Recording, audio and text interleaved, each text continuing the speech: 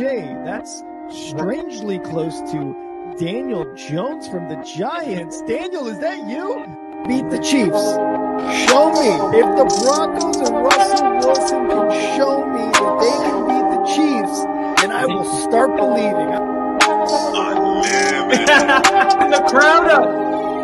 And so are this defense, and Kansas City won't snap the ball again. The Denver Broncos have beaten the Kansas City Chiefs. Dave Montgomery and the Lions, former Bear, gonna make this his revenge game for sure. David Montgomery gets the touchdown that ices the game. No! And there's a flag. There's flags. There's flags. There's flags. There's flags. Snap. Hold. Kick. Denver wins! Denver wins! Let's go! They're open. No! What happened? Oh shit. Yo, what's up, everybody? Welcome back to Only Football tonight. After such a great primetime game on Monday Night Football, we are going to recap Week 12. We are also going to talk about our running backs of the week. We're also going to go into top five. And, of course, we're going to end it off with the Chives with Kyle. Let's get it.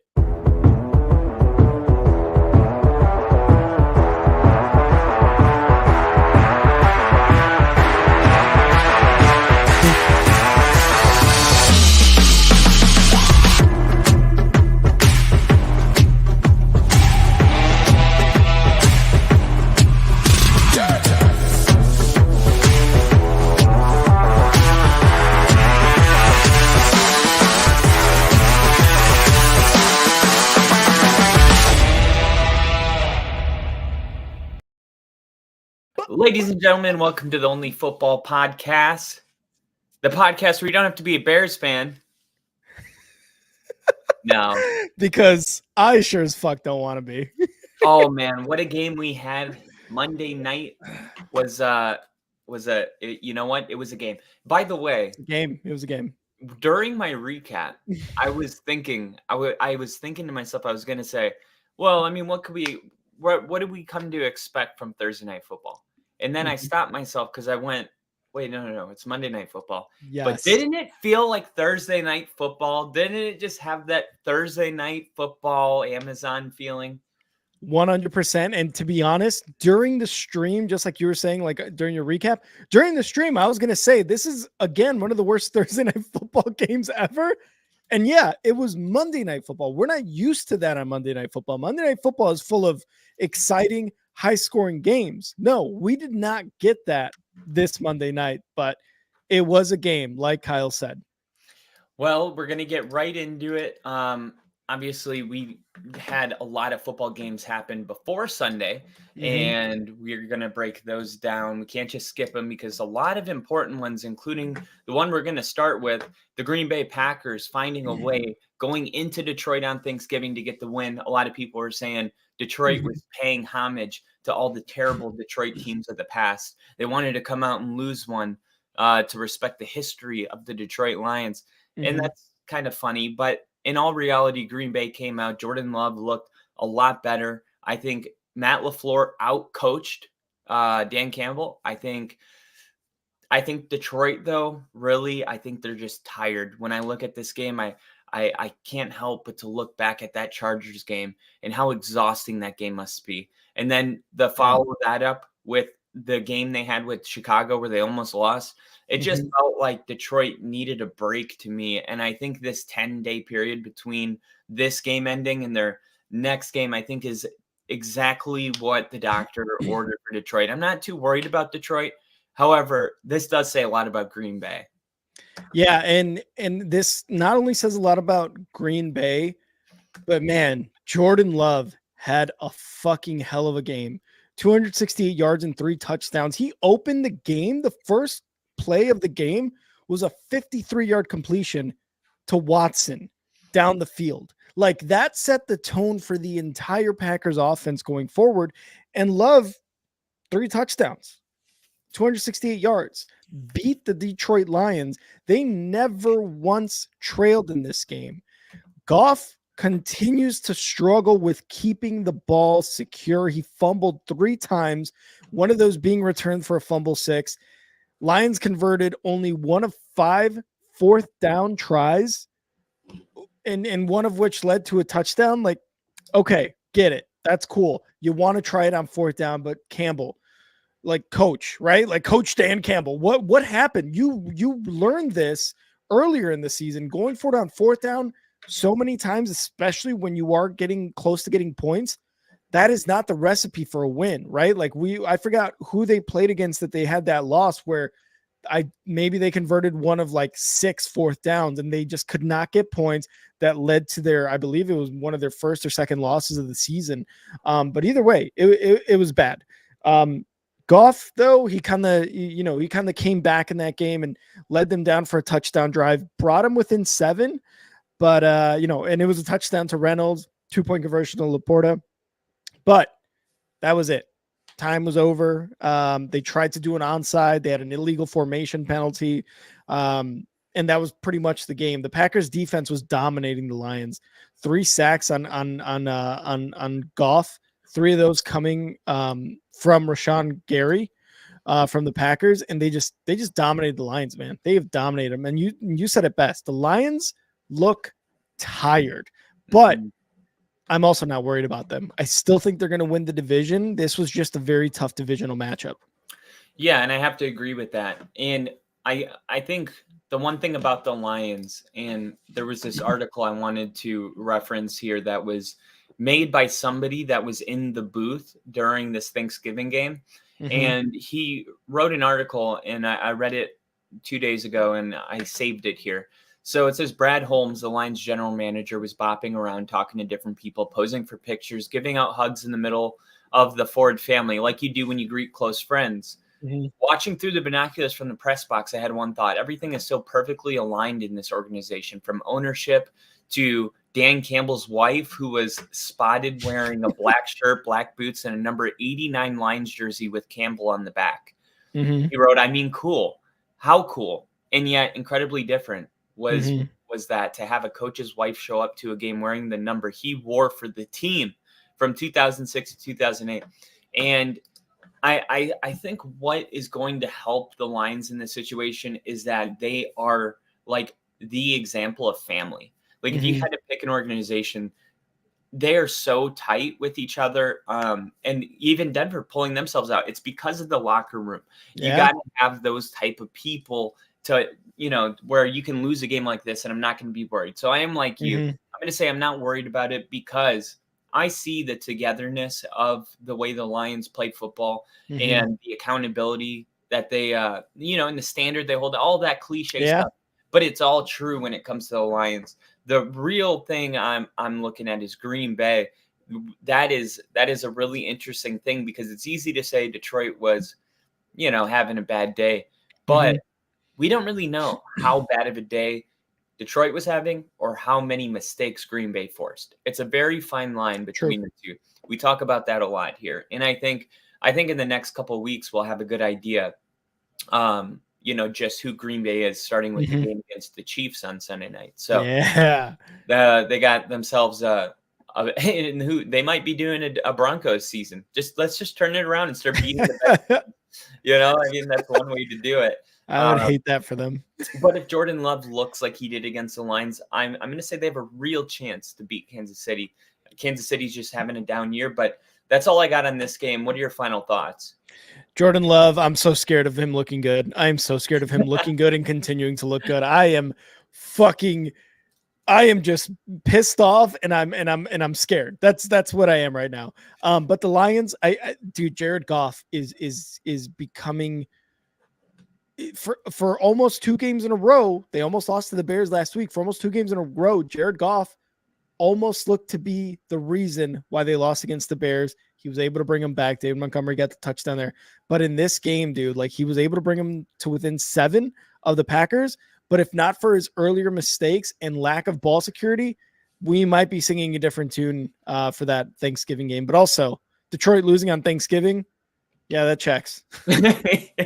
Yeah, and it wasn't the only predictable thing. The second game was the only game I didn't stream because the way I looked at it was a predictable outcome. The Dallas Cowboys were going to stomp a mud hole inside of the Commanders, Mhm. and they did. And I'm really starting to look at this Cowboys team, and I don't want to give anything away right now, Mhm. because there will be a later part of the show where I can go in on this. But the Cowboys are beating opponents at home by an average margin. I saw it on the screen at the gym. I can't remember. It's Mhm. ridiculous, Rick. It's like 33 points. Oh my god. It's insane Yeah. how the Cowboys are playing at home. Mhm. This one, I believe, was this one's in Dallas because it's Thanksgiving. Yeah, Correct. Yeah. this one was in Dallas, so that's right in line with just the way the Cowboys have been playing. And I think if you're in the NFC, like I know that the Eagles and Cowboys got this whole thing going, and I Mhm. see the Twitter beef where it's like, yeah, well, talk to us when you can beat the Eagles, and they're like, wait a minute, hold off. Dak outplayed Jalen Hurts last time they played. The Eagles won the game, but Dak outplayed Jalen Hurts, and you're seeing this back and forth. Every Eagle fan should be, if they're being totally honest with themselves, they should be afraid of Dallas. Dallas is the biggest threat to what the Eagles want to accomplish this year. There's no guarantee that the Eagles are even going to win their division with the way Dallas is playing right now.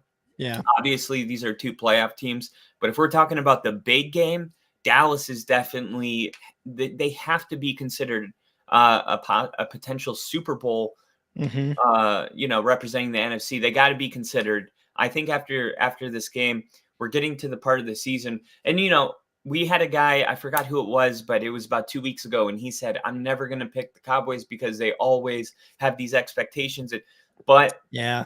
it hasn't this just been a season of streaks ending? Hasn't this just been kind of the type of season where all records come to an end? I mean, the Chiefs, the Bears today. Mhm. Um, Maybe this is the year the Cowboys go to the Super Bowl. And honestly, you said it best. Does this not feel like that? It certainly feels like that for the Cowboys because, like you mentioned, man, like year in, year out, people are like Cowboys to Super Bowl, Cowboys to Super Bowl, Dak Prescott, CeeDee Lamb, this, Micah Parsons, the defense, everything. It seems to all be working now, and especially at a great time. The last third of the season, which is sad to say, but the last third of the season, it is looking really good for the Cowboys going into the postseason. How well they've been playing. We have to, and we did for a few weeks after, we have to look at that loss against the 49ers and think, what did I say? I said this Cowboys team may maybe looking at 6 wins. People were talking shit about the Cowboys, right? And we have to circle that back because look how they're doing now. They're doing extremely well. You talk about the margin of victory for the Cowboys. They showed zero stopping of that, right? Like 45-10 against the Commanders at home on Thanksgiving. Dak Prescott threw 4 touchdowns. Deron Bland broke the record for pick sixes in a season with 5.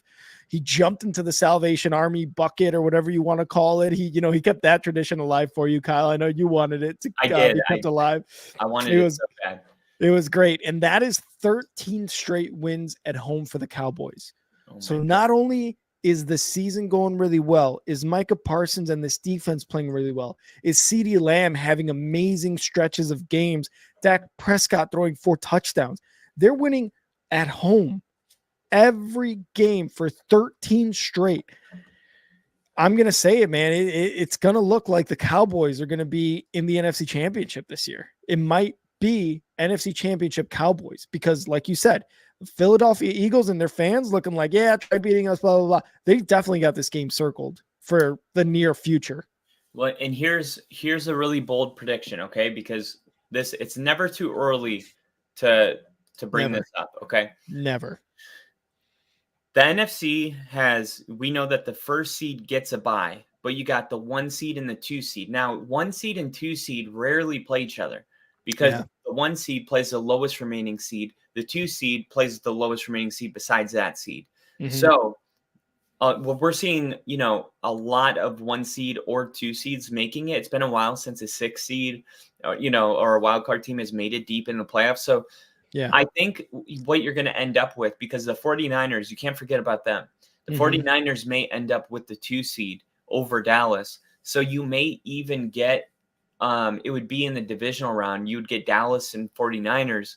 And if they can win that game, they would probably go on to play Philly in the NFC Championship. We could have a divisional match in the NFC Championship this year, like when the Packers and Bears played. This is right in a line. I mean, it depends. Like, you just can't rule out the 49ers, but definitely these are the 3 teams that are going to be in the Super Bowl. It's going to be the 49ers, the Cowboys, or the Eagles. Anybody else? No way, man. No way. Yeah, I think it's going to be tough for like the Lions or the Falcons or the Seahawks or the Vikings or the Packers or the Rams, right? Like those teams, it's going to be tough to even like think they're going to sniff a playoff appearance, even though they could very well much could, right? The Lions, again, we talked about it. I think they're still going to win the division. But when we're talking about teams that are going to be there at the Super Bowl, we're going to be in, where is it, Miami or in LA this year? I forget exactly where it's at. Las Vegas, I think. Las Vegas. It's going to be one of those teams. It's going to be one of those teams, guaranteed. Yeah, and moving on, let's talk about that team, okay? The third team, the San Francisco 49ers, they rolled right over Seattle. My final score was 41-13. San Francisco did a good job of, I guess, Seattle did a good job of not letting up 41 with 31. But that Seattle is not on their level. It's simple as that. They will not. Seattle is going to miss the playoffs this year, you guys. I know that it doesn't seem like it right now, but wait until they lose their next 3 in a row, because that's what's going to end up happening, and they're going to end up falling out because of the strength of schedule. And this was a great game. Like, should Seattle have played a little bit closer? Maybe I would have been like, there's a chance. But yeah, I think this is just, Geno's not what he was last year. He's playing a little beneath that. Seattle is not creative with their play calling. Their offensive line is horrendous. Defensively, they're missing a lot of tackles and allowing big plays. They're just so susceptible to bad things all over. And Geno just doesn't look that great. I mean, it's finally like, what's the date today? November 27th. No, 27th. So yesterday, November 26th, was the first day that we could legitimately believe and say the truth. We won the trade, the Russell Wilson trade. Because when Russell Wilson played for the Seahawks, they were able to beat the 49ers. They haven't beaten the 49ers since Russ left. I mean, we have a franchise quarterback. They don't. I mean, this is the NFL that we're living in, where, you know, what was true last year, all of a sudden the opposite becomes true this year. You're seeing the struggles of Geno Smith. It's almost like the Roosters are finally home to crow, or whatever the saying is. Yeah. I don't know. Do you think that I'm being a victim of the moment here, or is there some truth to that? I think it's hard to tell, because victim of the moment, probably victim of the moment, but I don't think it's too far off to say maybe the Broncos won the trade, because right now, I mean, the Seahawks went to the playoffs last year. The Broncos had a horrific year last year, right? You fast forward to this year, the Seahawks are letting it all go down the drain in the second half of the season, while the Broncos are on a current 5-game winning streak with Russell Wilson. You haven't seen Drew Lock do anything. You haven't heard of Noah Fant. Last I heard of Noah Fant was the trade to Seattle. Noah Fant has been a non-factor in this offense. So Russ and the Broncos are way better off in year 2 of this trade than the Seahawks are, right? With Geno Smith, whatever the case may be, Drew Lock, blah, blah, blah. The Seahawks look so bad in this game. Their first 5, I think it was offensive series, first 5 possessions in this game gained only 15 yards, positive yardage. They had 15 total yards. They have lost 3 of their last 4. Geno Smith had 180 yards passing and an interception and got sacked 6 times by this defense. The goddamn 49ers defense has 15 sacks in the last 3 games. CMC scored twice. Brandon Ayuk scored. Deebo Samuel scored. Brock Purdy is throwing the ball around, spreading the ball around to this offense that is just plentiful in talent. Dude, this 49ers team is rolling again, right? We talked about their 3-game losing streak after Dallas, but they are rolling again. They did not take that 3-game winning streak and hang it over their head and oh, woe is me type shit, right? No, they came out in the bye week. They went out and got Chase Young to up their defense a little bit more, even though they already had Hargrave over the offseason to amp up this defense. They still got all these offensive weapons. 49ers are a goddamn unit going into the playoffs. And they just had absolute domination against the Seahawks. This was an NFC West matchup that, to me, I was like, oh, this is going to be a game. If Seattle plays the way they did, it was just absolute domination by the 49ers, dude. Yeah, and I think moving forward, like I said already, it's going to get harder before it gets easier. Yeah. For Seattle, and I think they're going to have to get ready to weather the storm because there's tougher days ahead for Seattle. And you got anything left on this game? No, I live in Washington, as most of you guys know. And for anybody who is new, who doesn't know that, I live in Washington. I live just a couple hours away from Seattle. I really love the energy in Seattle when the Seahawks were good, because when your football team is good, It seems like different in the city. You know it. I know it. Everyone who's a football fan knows it. Yeah, there's a buzz. You know it. It sucks to see that the Seahawks are kind of circling the drain right now. Just because I do love the energy around the city and around other football fans. It sucks to see that. And that's kind of where I'll leave it, because I'm so far away from Chicago where I can't feel that anymore. So to feel that in a city with a football team is awesome, because it gives me a little extra hop to my step. And we love football. And we love football. It just hits different when you're in a football town. Like if you're in a college town, like when I was in Boulder and Pat McAfee show was arriving. Yes. And you could feel it, the buzz. It was like all the businesses said it's prime time, and the ESPN setting up a big stage, and it's like you're just like, man. And as a person that loves football, my second favorite thing is being around a ton of people that love football. Yes. And the best way to get casuals to love football is for your city to start winning football games. 100%. Could not have said it better myself. Like, there's a buzz. State, like I've had this shirt for like 4 years, but even going to the gym, I'm seeing Florida State shirts now. And I'm yeah. You're like, hey, it's always so cool, because like I would walk around Chicago back when I was living there, right? I'd see Bears hats, I'd see jerseys, I'd see shirts, I'd see jackets, and I'm like, fuck yeah, the Bears are good this year. Everybody's with it. Like it's just a different feeling, and it's just hard to match. I was gonna I want to address this comment. We don't pull a ton of comments during the recap, but this one I think is important. I don't think Geno was ever intended to be a long-term replacement for Russ, and that is a great point. But he did so well last year that they gave him that 2-year contract. So I think initially it was like, no, we're just gonna go with Geno.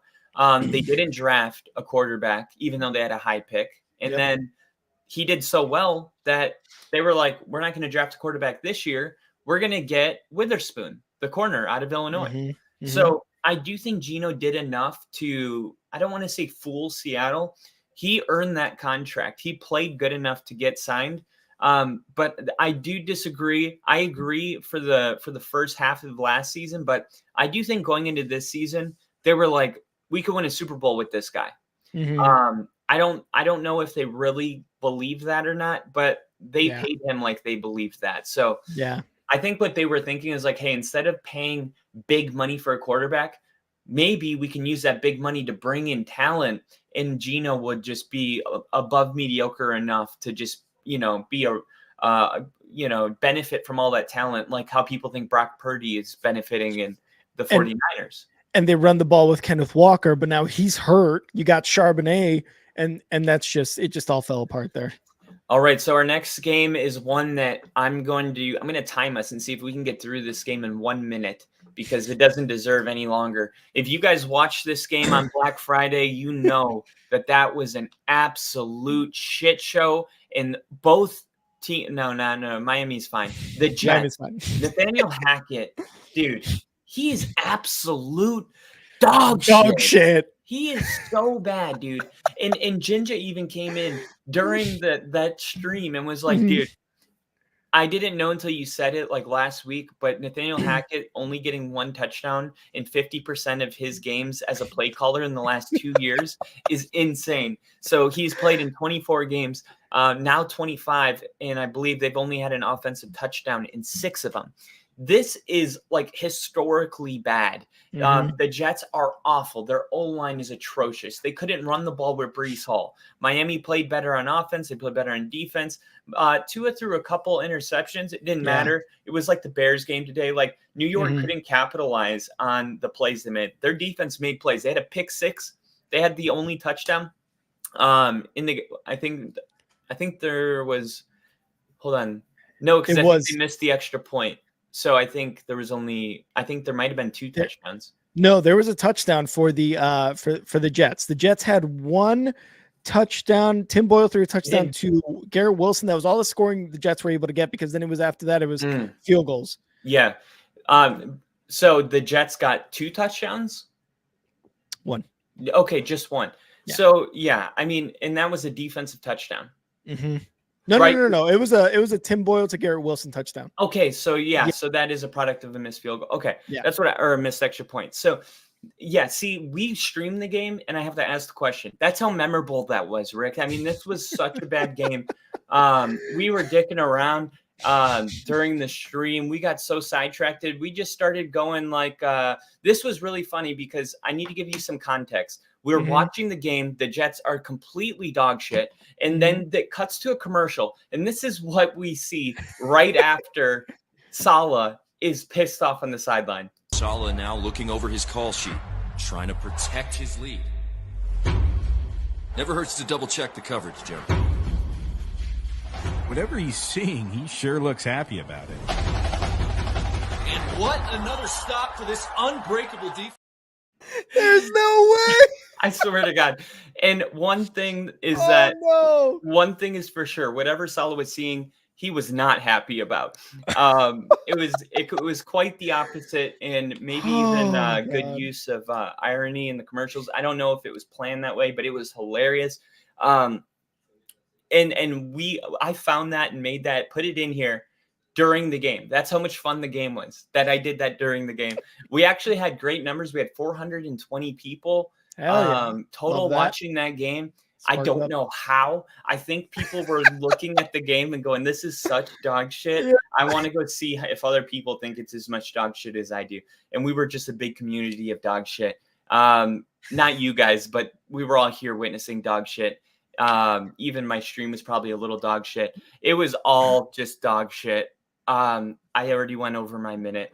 And 59 seconds, actually. So the Jets, what happened when that Colgate commercial? What happened immediately before that commercial happened, Kyle? Commercial. No, but what happened immediately before?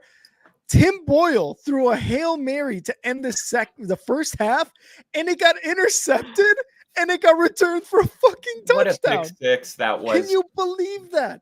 That is insane to me. So the fact that that happened, and then the Colgate commercial happened, it's just like, how much more like dog shit can you get, Jets? They had a total of 159 yards on the offense. Mostert for the Miami Dolphins had 2 rushing touchdowns. Holland was the one who returned that interception for a touchdown, 99 yards. Tua wasn't great, like you mentioned, but the Dolphins still dominated the Jets. Dude, I don't even know if Aaron Rodgers can save Nathaniel Hackett's job at this point with how bad he's done, not only as a head coach, but as an offensive coordinator for the Jets with Zach Wilson and Tim Boyle and Mike White, I think, as their quarterbacks. You can't get Dalvin Cook going. You can't get Garrett Wilson going. You can't get Zach Wilson going. It's just, we've talked about it before. It's a combination of all these things. Coaching matters. But coaching matters. And Nathaniel Hackett, he's going to get fired. He's going to get fired. Look at the Colts right now. Yeah. Look at look at the Colts last year, right? Frank Reich fired, goes to Carolina, sucks, and he's fired. And you see let's go ahead and start keeping up with this shit. Okay, this guy, he went here, find the trends. Nathaniel Hackett is terrible. one thing that pissed me off was Colin Cowherd. I posted it right after this game. He goes, "This is all Aaron Rodgers' fault. He brought in, Alan Lazard and all of his buddies, but then he like casually threw in Dalvin Cook." I'm like, Aaron Rodgers didn't sign Dalvin Cook. No, the he did Jets not. signed Dalvin Cook, and it's like, yes, you can. I guess I just don't know, man, because Nathaniel Hackett was supposed to be coaching Aaron Rodgers, and they have a chemistry that no one else apparently has with Nathaniel Hackett. Like, apparently, no one Rodgers, else. Maybe Aaron Rodgers has been playing with a hand tied behind his back this whole time. Think about that. Yeah. Nathaniel Hackett has been the Ooh. worst thing for Aaron Rodgers, and he is Yeah. prevailing in spite. That's a whole nother conversation. But Miami, they won the game. They didn't look like dominant by any means. They look No. beatable. Mhm. But the Jets are just atrocious. Atrocious. Thank you. The more I Hey, the more I say it, the more I say it wrong. exactly. Yeah, man, this is gonna be a very tough decision that the Jets front office has to make, whether it's Saleh at head coach next year. For sure it's gonna be a new offensive coordinator, but Saleh as a head coach, I don't know, man. we'll see. If Rodgers is supposed to play, they might keep him. You're right. But then it's like it opens the door to, well, if Rodgers is supposed to play, why not keep Nathaniel Hackett in there? Exactly. No, that's what I think is going to happen. Okay.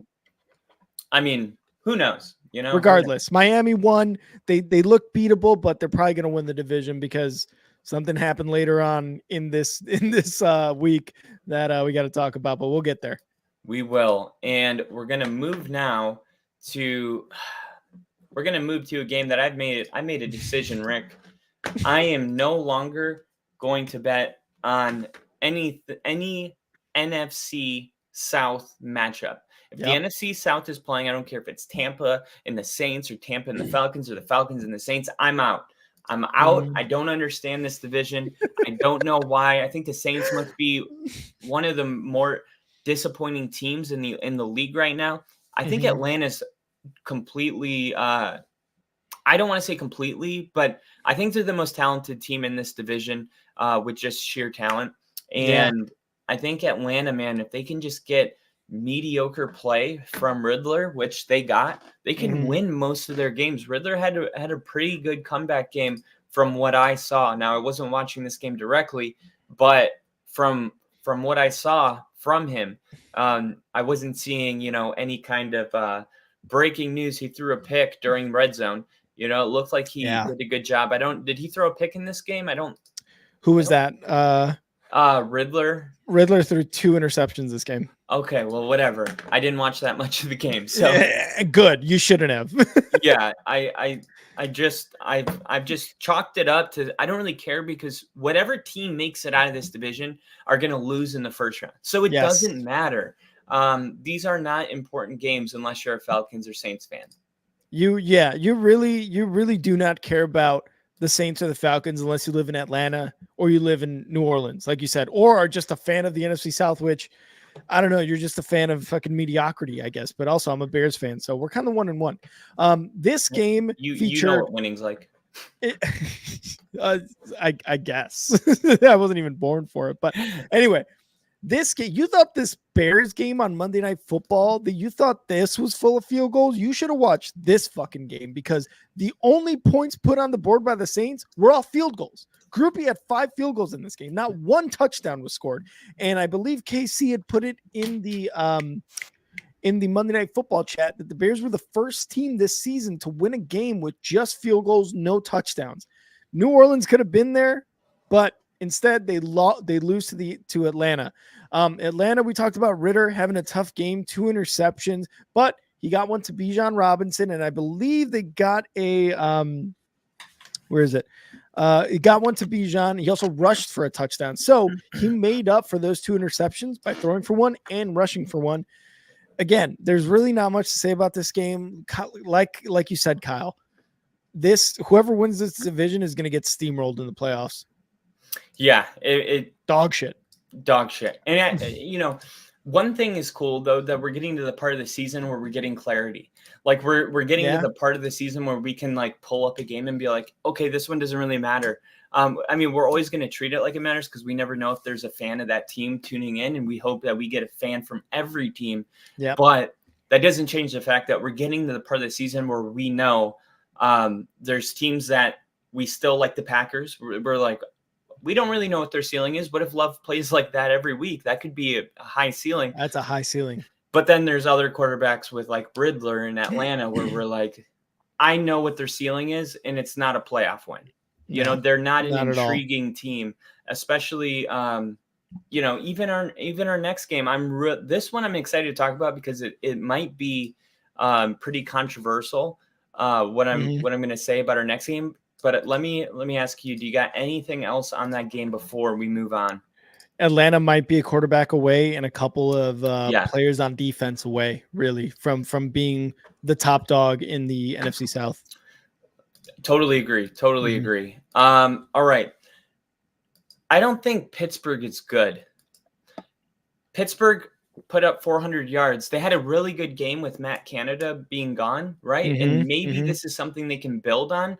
Watching the game, it was like Steelers put up 400 yards, and it's like, yeah, and 16 points. And I'm telling you, like from a guy that scored 16 for an entire year with Nathaniel Hackett, I can tell you firsthand, 16 is not enough. Now, you can have a great defense, but eventually they're not going to be playing a Joe Burrow-less Cincinnati team. You're not going to be playing a backup quarterback. What's Pittsburgh going to do when they go play real AFC teams? They have a good record. I don't know if they're a good team now. I know that defense is for real, and that's what they're all in on that defense. And, you know, Najee Harris ran the ball very good. I will say that. He had a couple runs that were insane. And Najee Harris really was a big reason that they were able to put up that many yards, because the Bengals had to respect the running game the way Najee was playing. Jaylen Warren had a good game. There's enough talent on this team for the Steelers to be good. I just don't think that they're good enough this year. What we're talking in terms of, like, not necessarily making it to the Super Bowl, but teams that could make it to the divisional round. I'm not sure if the Steelers have enough to get there. Like, you know, the one thing they have for them is that in January, running the ball and playing defense is what you need to do.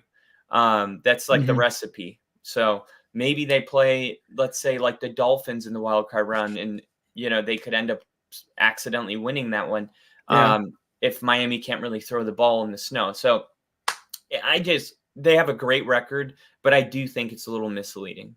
It sucks how great of a record they have. It's like not fair for the Steelers to have such a great record, such a bad offense for 11 weeks, and to you be have where to they're at it too, because the AFC's loaded. Not to cut you off, but no, you're good. You're good. And you're 100% correct. The AFC's loaded, and for them to have a record like that with the shitty play, but you got Mike Tomlin there, which in a anonymous poll was the number one coach players wanted to play for. And that says something. And him himself, right? Him as a coach himself has willed the Steelers to this record and you know, to where they're at right now, second in the division. You're right. They went over 400 yards. They fired Matt Canada just a few days before this game. They went 58 straight games without passing 400 yards in one game. They went 50. Do you know how many seasons that is? That's insane. That's like a decade. It's ridiculous. Say that again. 58. Yeah. That's like 5 years or so, probably. I'm exaggerating. Of not throwing for 400 yards? No, of not getting 400 yards of offense. That's how long it was? Yeah, that's like 5 seasons, dude. So to finally be able to do it, and like you said, to only get 16 points, kind of underwhelming, but you know, you had Pickett with probably the best year of his season, of his career, probably 278 passing yards. You talked about Najee getting a touchdown. TJ Watt had a really good game, 2 sacks, 5 tackles. The Bengals on the other side with Browning tried getting something going. They actually went into halftime with the lead after a touchdown pass to Jamar Chase. But after that, they just could not get anything going when it mattered. 2 for 10 on third downs and 0 run game. I thought Mixon was going to be a huge part of this run game. The defense for the Pittsburgh Steelers put an absolute stop to that. Mixon didn't. I think he maybe surpassed 50 yards, maybe not.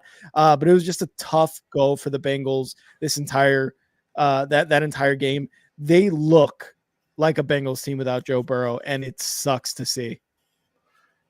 Next gen stat of the game. Joey Porter Jr. lined up across from Jamar Chase on 24 of his 28 routes. 87% shadow while pressing, meaning playing closer to him, on 10 of those routes, 41% press. Jamar Chase caught both of his targets for 36 yards when Porter was the nearest defender in coverage, 0.9 yard average separation with both receptions coming in man coverage in tight windows, which basically means I have no fucking idea.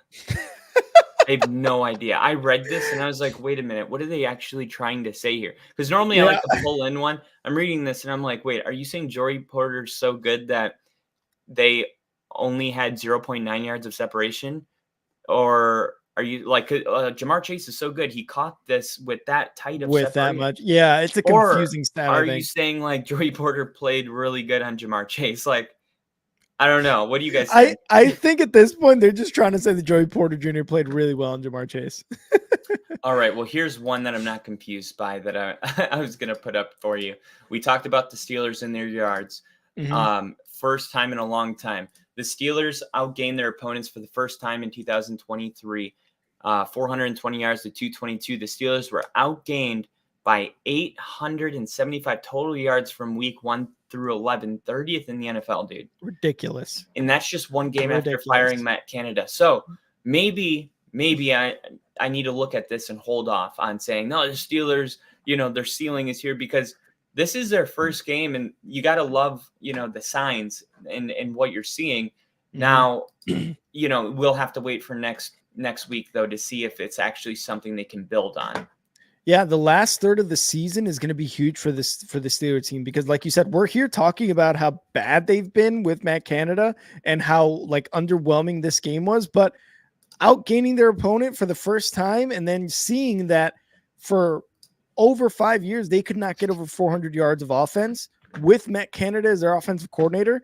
Can Kenny Pickett be better? Najee Harris said in a post-game interview with the media, yeah, I feel like people know our plays. Deontay Johnson had was arguing with the head coach on the sidelines the week prior, last game, not this past week, but week 11 with the head coach. And then they get rid of Matt Canada, and it seems like just things naturally just went higher. Like everything was an extra level of what it used to be.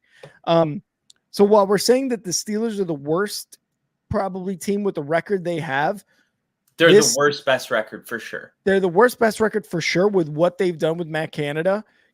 And if this game is any evidence of what they can do without him, with whoever it is, I think the Faulkner, whoever the guy calling plays or an offensive coordinator acting is, this third half or this last third of the season is going to be really interesting for not only like the NFL to see, but for Steelers fans to be like, I fucking told you, fire Matt Canada. And then you guys didn't listen. And now look, we're better. Exactly. And in the AFC North, Crafty Southpaw makes a good point. I would have probably made the Bengals my favorite to win the Super Bowl if they could have kept Burrow healthy. I did too. I thought the Bengals were going to win the Super Bowl this year. Their roster is ridiculous. And we talked about it. One injury changes everything. And it's just too bad that one happened.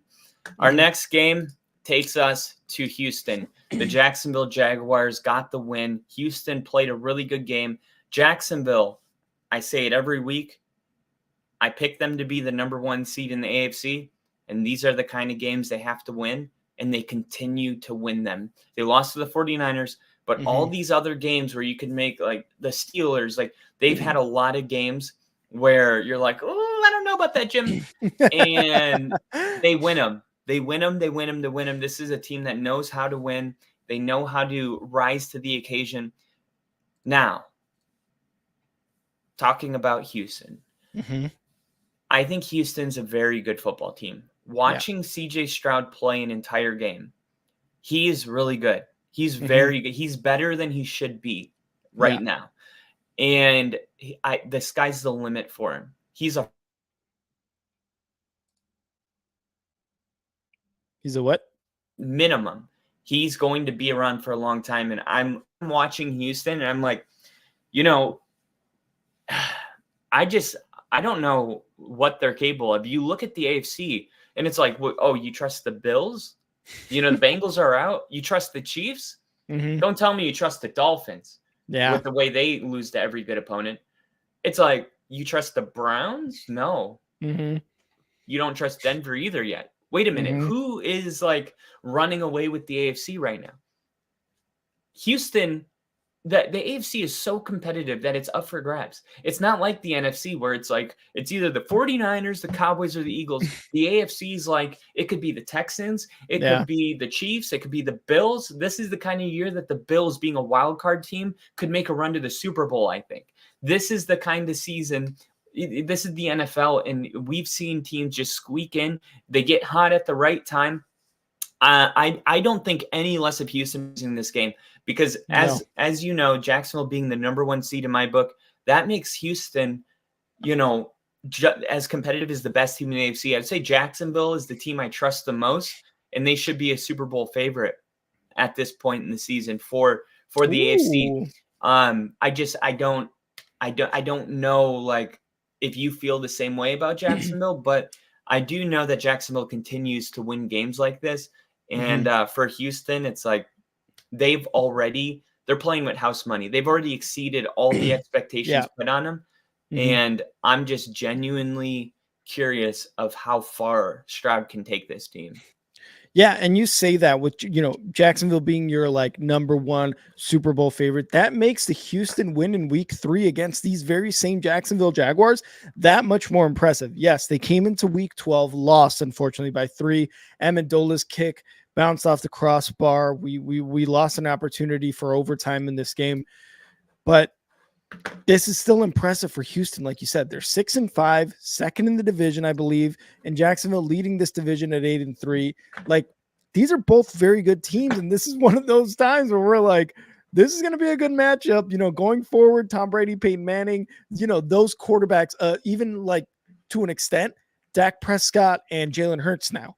Like, this could be one of those matchups where both quarterbacks are pretty damn good and both teams pretty damn good. Going forward, these records against each other might stay in that same 500. Maybe Jacksonville has an edge with 2-3 games over Houston, but going forward in this AFC South, it's going to look really, really good for both these teams. Again, Houston unfortunately snaps their 3-game winning streak. Jacksonville gets an edge on a division foe and is able to separate now in the division. So it looks good for the Jacksonville Jaguars and Trevor Lawrence going forward into a possible division crown and into the playoffs.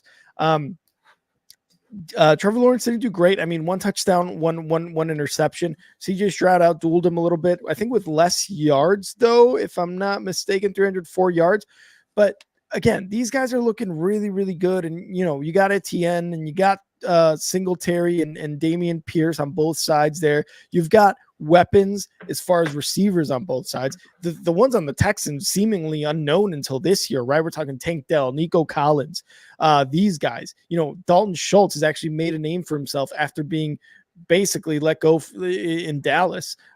He's made a name for himself in Houston. So these guys have got some talent on both sides of the ball. And like I said, going to be very exciting to see both these teams moving forward. But Jacksonville Jaguars, man, they needed this win this week against Houston, and they were able to get it to just further, I guess, their quest on a AFC South division crown. For sure. CJ Stroud threw for 300 yards for the 4th straight game. That's a record. It seems like that guy breaks a record every Sunday. He also broke the record, or he tied the rookie record with his 5th game of 300-plus pass air yards, joining Justin Herbert in 2020 and Andrew Luck in 2012. Yeah. So a lot to be happy about. You know what I mean? Good names. Great names, great company to have. Obviously, Andrew Luck did a lot for the Colts. Let's talk about the Colts. The Colts were playing Tampa Bay on Sunday, and the Colts end up getting a 7-point win. They continue to score a lot of points per game. Yeah. I don't know why we don't take the Colts serious. And I had to ask myself, maybe because like their defensive front was getting after Baker. They were making plays on defense. Offense is looking good. Are the Colts a wild card playoff team? It really is starting to look like that. And it's crazy because I know one of the reasons why at least I didn't look at the Colts seriously, because Gardner Minshew, let's be honest, right? Like he is one of the best backups because of what he's been able to do this year. And even coming into this year, you know, they told him, hey, come to Indianapolis, you'll be able to compete for a starting gig. And then they drafted Richardson. And then it was like, hey man, we're going to start Richardson. And he, you know what Gardner Minshew did? He said, okay, I get it. He's a rookie. You want him as your franchise quarterback. I am the backup. I know my role. What happens? Anthony Richardson gets hurt early in the season.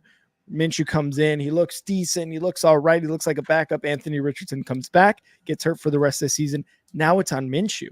And a lot of us, myself included, were like, whatever. It's Gardner Minshew. It's not really much.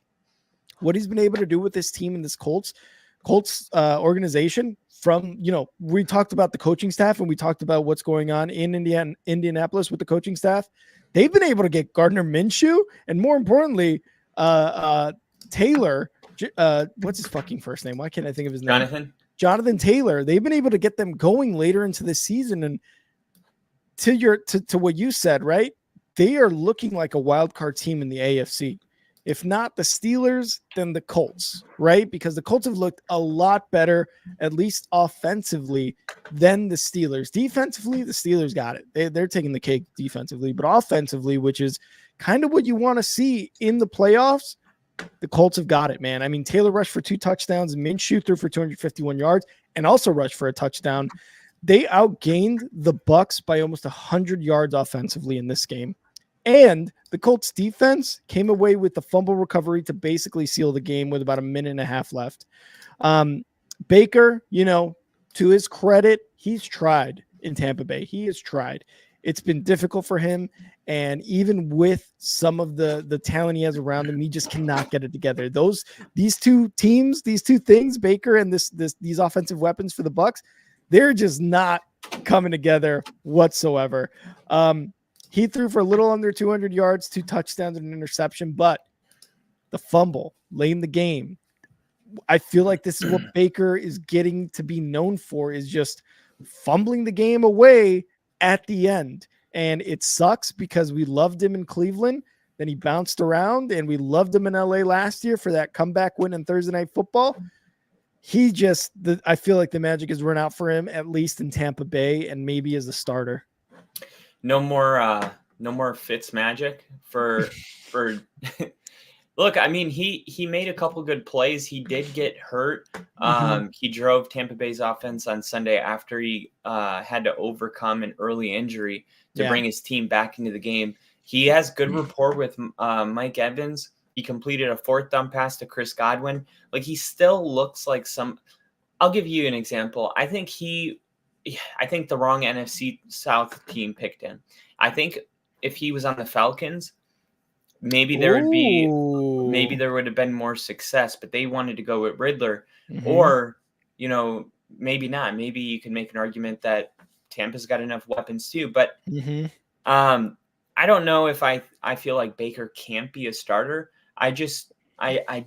It's weird. It's like he's too good to be a backup, not good enough to be a starter. And it's a weird spot to get trapped in, and no franchise wants one of those. You know, from a guy that had a ton of them, you got your guy that you got Case Keenums and Teddy Bridgewaters and these guys and Tyrod Taylors, Baker Mayfields. Like, nobody wants a Baker Mayfield, a Tyrod Taylor. Nobody wants a Case Keenum, but it's really hard to find a good quarterback. And, you know, those guys, you know, the 32 best quarterbacks. I could make an argument Baker Mayfield is a top 32 quarterback in the NFL, which means that he should have a job on somebody's team.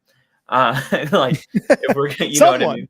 Someone. So I just think that team the one that, because every year there'll be a team that, Baker will probably be around 30, 29.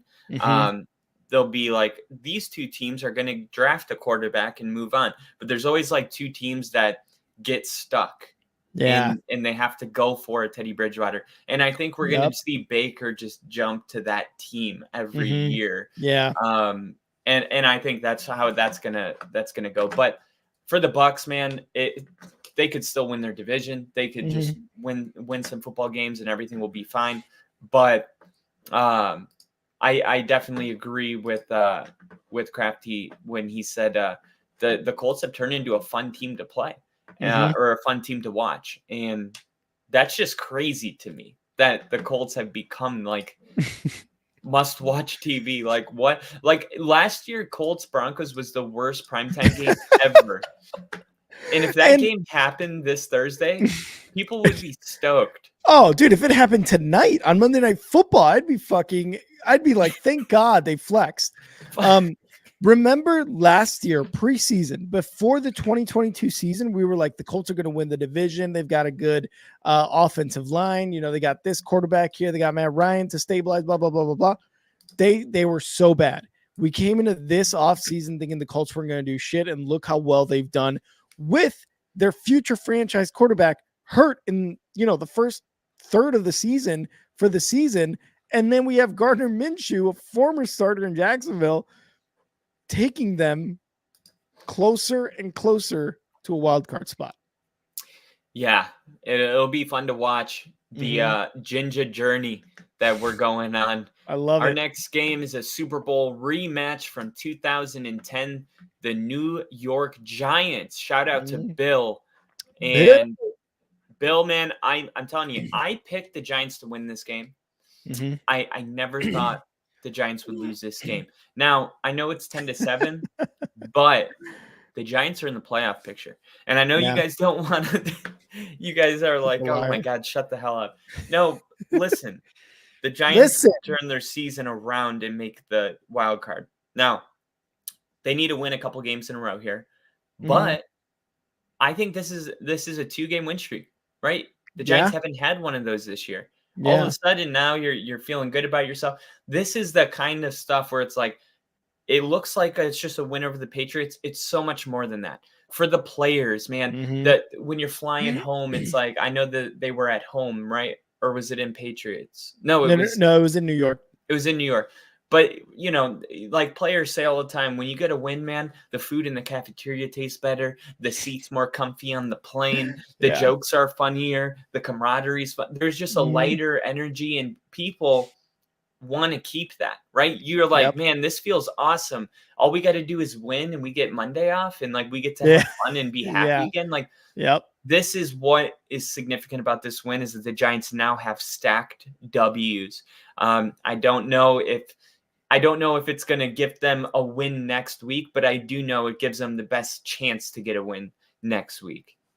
Yeah, no, this was definitely the Tommy touchdowns game. Tommy DeVito asked post game, like, did you give him a high five? He's like, no, I give him a high. I give him a high. They're like, what is that? What is there a word for that? He's like, there's no word for it. There's just a high. I love it, dude. I absolutely love the swagger that Tommy DeVito has. Again, coming from the University of Illinois, so I am somewhat familiar with him. I did watch a lot of University of Illinois games last year in college football. So I was like, this DeVito guy, I don't know who he is. He's not that good. They're barely letting him throw. And that's what the Giants did, really, those first couple games. Hasn't been great. Let's be honest, right? He's just kind of been game managing, which is enough. He's a jag. He's just a guy. Just a guy. All right, Smith Sr. But right now in New York, especially for Giants fans and Bill, he's the GOAT. 2 wins in a row with him under center. He's the GOAT, man. And let's be honest, this was kind of a boring game. 10-7. Best in the league. You hate it. Best in the league. Did you see Wink Martindale? So the defensive coordinator for the Giants, Wink Martindale, Brian Daboll had to answer questions in the press conference post game if there was any tension or any animosity between them, and that's been a huge story. From afar, somebody not close to the Giants organization, maybe Bill can answer this. What is the tension about? You gave up 7 points. You know what I mean? Like, Yeah. like you would think that Brian Dabble would be stroking Wink Martindale. Like, Mhm. dude, you only gave up like 10 points isn't enough to win. The defense got the job done, and I'm wondering what the animosity is all about. So I just wanted to throw that out there. It just sucks when your offense doesn't take advantage of your defensive game. You know what I mean? Like, it just sucks when that happens. Like, Saquon Barkley barely got going in this game. You know what I mean? But you talk about it. New England, they suck, dude. They are having the worst year. That they benched Jones in the second half. Zappi came in and replaced him. They both combined for 3 interceptions in this game. Pats have lost 4 straight. Bill Belichick went for a field goal with 3 seconds left. Kicker missed. So they were going for overtime. He missed the field goal with 3 seconds left. This Pats team, man. It is so sad to watch Bill Belichick with Mac Jones and Bailey Zappi and having to like rely on like the running game for the first time in 20 years. You know what I mean? Because you had Stevenson get a touchdown. That was the only score for New England. Just bad football being played in New England, to be honest. You did get signs of encouragement from the Jalen Hyatt draft pick out of Tennessee. The Giants finally were able to get him going, and he comes in and gives life. He had 5 catches on 6 targets, 109 receiving yards. He was able to come in and do what he was drafted to do, and that is stretch the field using his speed to do that. Mm-hmm. He had sideline catches of 41 and 29 yards, showing great footwork. That Jalen Hyatt, he has the talent. He has a lot of records in college football, and they just weren't utilizing him because they didn't have a quarterback. So I don't really care who's under center. It's a good sign when somebody comes in and they're able to utilize weapons that the other players haven't. Like when somebody goes in for Atlanta and all of a sudden Drake London has a 100-yard game, it's like, yeah, no shit, he had a 100-yard game. This guy's capable of that. Kyle Pitts had 3 catches? What? Yeah, exactly. From a guy that had him on my fantasy. I think I dropped his ass. I dropped him. I was like, I don't want him. I don't want him. I don't even want to look at it. Insanity. Anyway, Bailey Zappi averaged 1.1 air yard per attempt, the 3rd lowest mark in a game in the NGS era, minimum of 10 attempts. Mac Jones averaged 4.6 air yards per attempt, dude. This is insane. Mac Jones averaged 4.6 air yards per attempt. Bailey Zappi averaged 1.1. This is the Jets and Patriots need to play. We needed the loser bowl. I need to know who's the worst team. And I'm starting to think Belichick's tanking, man. I'm starting to think that he's tanking. You see him pulling out Zappi. I mean, you know who Zappi is. You put him on your practice squad during the offseason. You removed him from your active roster. And now all of a sudden you're going to throw him into the game as that's your boy.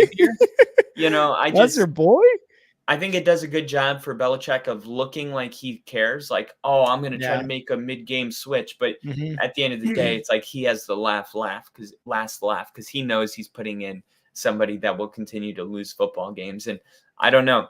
I don't know what to make of New England. It's disgusting. It's terrible football. The Giants get the win, but by no means was this a game. The best thing about this game for any team is that the Giants can build off of the confidence, and Jalen Hyatt can build off of some of his success that he had. I like the Tommy touchdowns. I like that he's in New York. He likes the chicken cutlets from his mother. I love that part. That is just amazing for me. And we got to get on, which we will. Rusty, the Pats fan that we've had on, we're definitely going to have him on after the season, after all is said and done with the Patriots and what the speculation is going into the draft. What we also have forgotten to do and have slacked on is we also have a fan by the name of Alex who's a Lions fan, and we also got to get him on to kind of see where he's at, where the fandom's at.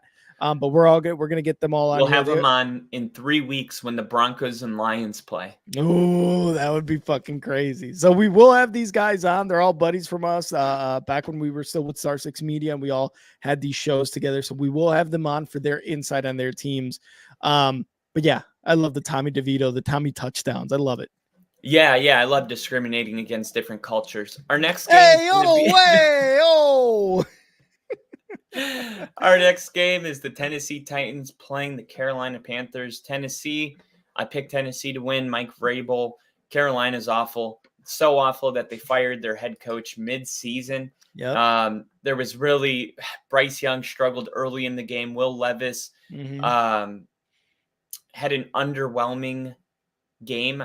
I think both these players left a lot to be desired. Injuries continue to pile up for the Panthers. They lost Chandler Zavala and Cody Mays during the game, which weakened an already poor pass protection unit. This is definitely the first overall draft pick in next year's draft, which will go to the Chicago Bears. So the Bears don't have to worry about tanking. The Panthers are tanking for them. There's nothing that, like, the Bears wanting to worry about draft is like, okay, are you just being greedy? Like, do you want the 1 and the 2? You already got the 1. Just fucking be happy and take the 5th. You know what I mean? Like, I think what we're gonna do is we're gonna give it to Houston and then take CJ Stroud. We'll have 2 OSU quarterbacks on the roster. Fuck it, let's go. Oh my god! Let's and then go. we'll know for sure that it's the Bears curse, right? Because it's like, wait, this guy was good last year. What the hell happened? Oh man, what a duo that would be.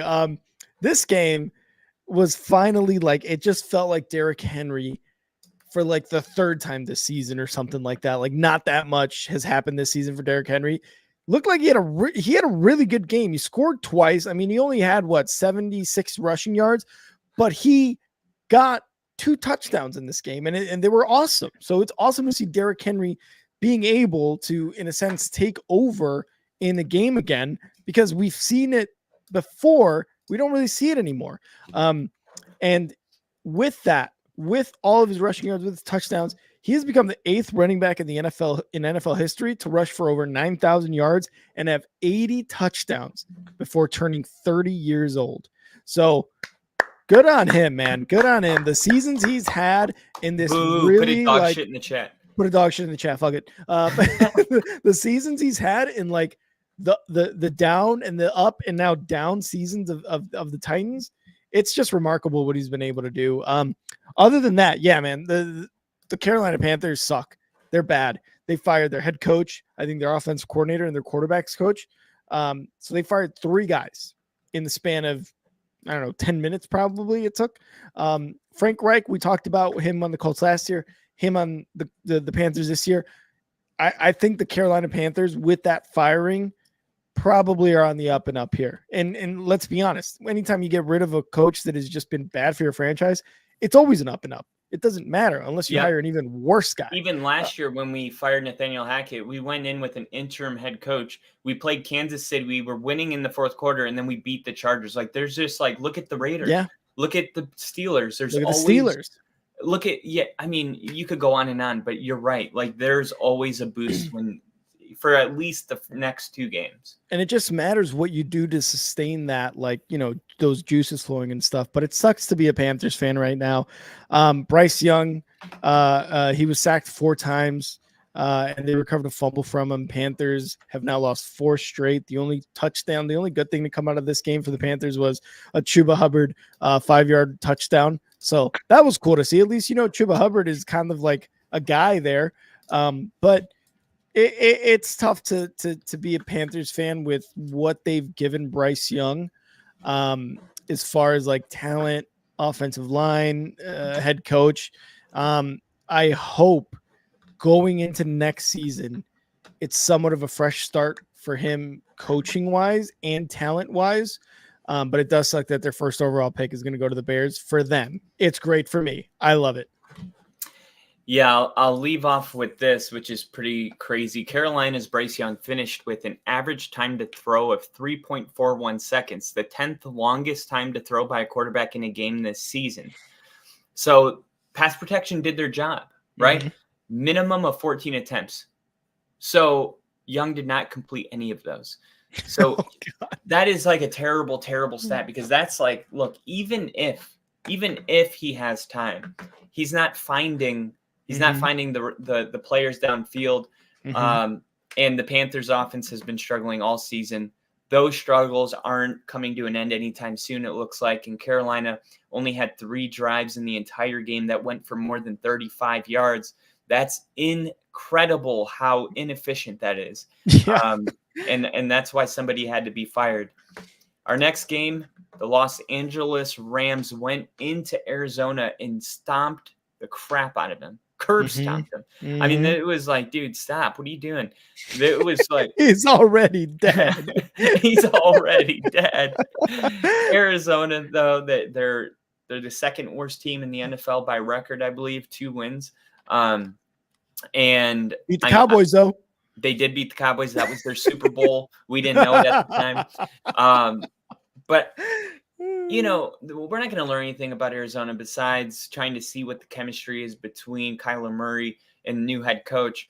But the Rams, all of a sudden in the NFC, it's like, why not the Rams? Why, if they can win games like this, and they beat Seattle last week, now they're on a 2-game winning streak. I think the Rams could. I think the Rams and Packers are legitimate contenders for a playoff spot. Now, how far do they go? I don't know. But you know how it is. Everyone just wants a ticket to the dance. No one is trying to make it to the Super Bowl. And I said in the AFC, it's like it's wide open. In the NFC, we know who's going to the NFC Championship in the Super Bowl. But it's just fun sometimes to be invited. And I think the Rams and the Packers are going to really make a push for it. Yeah, and the Rams looking like the goddamn Super Bowl Rams in this game. Matthew Stafford looked like Matthew Stafford, Super Bowl Matthew Stafford winner from a couple of years ago. He threw for 4 touchdowns, 229 yards. They finally got Kyren Williams back, and he had a game in his comeback game, 143 yards rushing, and he caught 2 of the touchdowns for Matthew Stafford. 204 total yards. 204 total yards for Kyren Williams, dude. That's how you know. Oh, okay. Love it. That's how you know he's such a stud in this game. And it just goes to show like how much better this team was with Kyren Williams there running back. They finally had gotten rid of Cam Akers earlier this season. And you don't really hear about him anymore. Obviously, right? But the Rams in this game showed absolute dominance. They scored 30 unanswered points since being down 8-7 in the first quarter. And they have won 9 straight in Arizona going back to 2014. They have won 9 straight games in Arizona for almost a decade. That's just crazy to me. And to do it in such a fashion where you beat them 37-14, like good for them, good for Stafford, good for Kyren Williams. And like you said, Kyler Murray and this team really, like, he's just getting back from injury, and you're just trying to kind of, you know, feel it out. Like, will they keep Kyler Murray for the foreseeable future? Obviously, they had signed him. Will they want to draft a quarterback? Will they want to get rid of him? You're just trying to feel out what the relationship is between Kyler Murray and really the rest of the organization, from coaching staff all the way up to ownership, to see how he kind of goes from there. But he's made the Cardinals a bit more exciting with his return. Yeah. But second worst team in the league, behind the Panthers. They just got outmatched. You know, I do think in a different day, in you know, maybe a different part of the season, I think Arizona could have played more competitive. I think they're just getting to the part of the season where losing is really starting to take a toll. And you're seeing, you know, earlier in the season, remember we came on and we were like, everybody knows if they go to Arizona, it's a work trip. You're going to actually have to go down there and play, because after they beat the Cowboys, we were like, dude, Arizona's feisty. Now, when you're a feisty team and you continue to lose, it does take a toll on you. And I think this is the part of the season where Arizona just full on collapses. And I think this is the kind of win for the Rams. Crafty had a comment in, and what's up, Tyler? Happy to have you in as always. You look at the Rams, he said they haven't won a single game that wasn't against Seattle or the Cardinals. Now, I don't think Seattle's all that bad, for one. And for two, it's not who you play, it's how you beat them. Like, Dallas hasn't really played anybody competitive in their last 4 games, right? But the way they're beating them has us taking them serious. We're like, you may play a bad team. If you play a bad team close, that is something that we'll look at. Like, why is Detroit struggling with the Bears? No offense to the Bears, but why is Detroit struggling with the Chargers? Oh, Packers beat them. We could have predicted that if you just pay attention to how they were playing in the weeks before. Yeah. For the Rams, this is the kind of win that is it's a very good sign. It's not just Arizona's dog shit. It's the Rams beat them and put an exclamation mark on it, which is what you want to see from your teams. I think the Rams can build on this. Yeah, no, I like it too. And while Crafty has a very good point with that, right? Like they've only won one game that wasn't against Seattle Cards. It was the Cowboys, right? We had talked about it. Later in the season, man, the wins and the losses could look good or bad. But again, we talked about how Seattle's starting to dip, how the Packers and the Rams are starting to look like legit contenders. These are the games that matter. Fuck what happened in the past. Like, yeah, sure, you beat the Seattle Seahawks twice and the Cardinals twice or whatever, and you beat the Cowboys. Awesome. Can you continue winning, and can you continue getting into the playoffs? Like, I'm not trying to say anything to you, Crafty, either. We're just kind of talking about how important. Yeah, we're talking through it. How important these late season games are when the first 2/3 of the season, we're like, yeah, this team isn't going anywhere. But now it becomes very important that these wins that they're able to compile it early in the season, they become very important for wild card. Totally agree. And the funniest thing happened. I got a text message yesterday around 12 o'clock. And sex hour. You'll never believe what it said. It said, suck my dick. It said, Denver Broncos are the best team in the league. $30 wagered to pay out $2,280 for Denver Broncos to win the Super Bowl, which, by the way, is hilarious. And it came from Tyler. And it was funny because after Denver beat Buffalo, he's like, they're the best team in the NFL. He's like trolling. And then he's like, they'll never beat Cleveland. But Denver was like, Cleveland, you are down here and we are up here. Like I said, the whole 5-game winning streak, even the Packers, every game came down to the end. This was the first game where Denver just handled a team that I had in my top 5 for most of this season. And there was a lot of people that were like, Cleveland's really tough. This is going to be a different monster. They're really good defensively. Denver out physical this team. They were way more physical. The Cleveland Browns are a top 10 running defense. Denver only ran for 164 yards on the ground. I mean, it's one thing to like beat a team in an area that they're vulnerable at. Denver went at the strengths of Cleveland and dominated them. Russell Wilson didn't need to throw for 200 yards. That wasn't the recipe. The recipe was to slow down Myles Garrett and the pass rushers by running the football. So the haters want to say Russ only threw for 104, whatever, 140, I don't know. Not a lot. And it's like, who cares? We dominated the game. We almost scored 30. We forced 2 turnovers, and we ran for 164 yards. This was a great win by the Denver Broncos that I think that was the kind of win. People are saying that was the win that will take them serious now. Me personally, I need one more. I need Houston. I need Houston. But there's absolutely no disputing Denver's one of the hottest teams in the NFL. They are the hottest team in the NFL right now. There's not a team hotter than the Denver Broncos. And it's just weird to say, man, we were 1-5.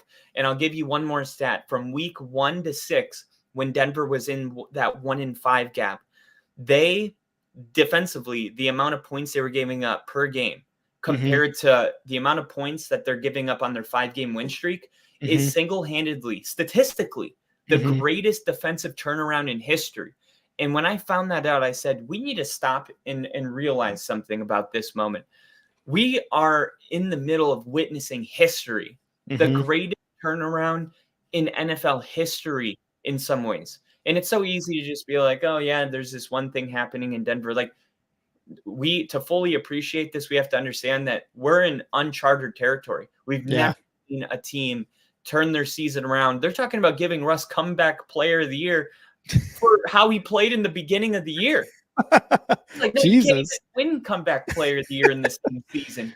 But it's like, maybe he should, I mean, he's the most efficient, second most efficient quarterback in the NFL, and he doesn't throw he's not fumbling, he's not throwing interceptions, he's protecting the ball, and now he's running. You see all these designed runs. He ran on a touchdown drive like 5 times. Do you think that what do you need for like this to like keep going, into top 5 kind of stuff?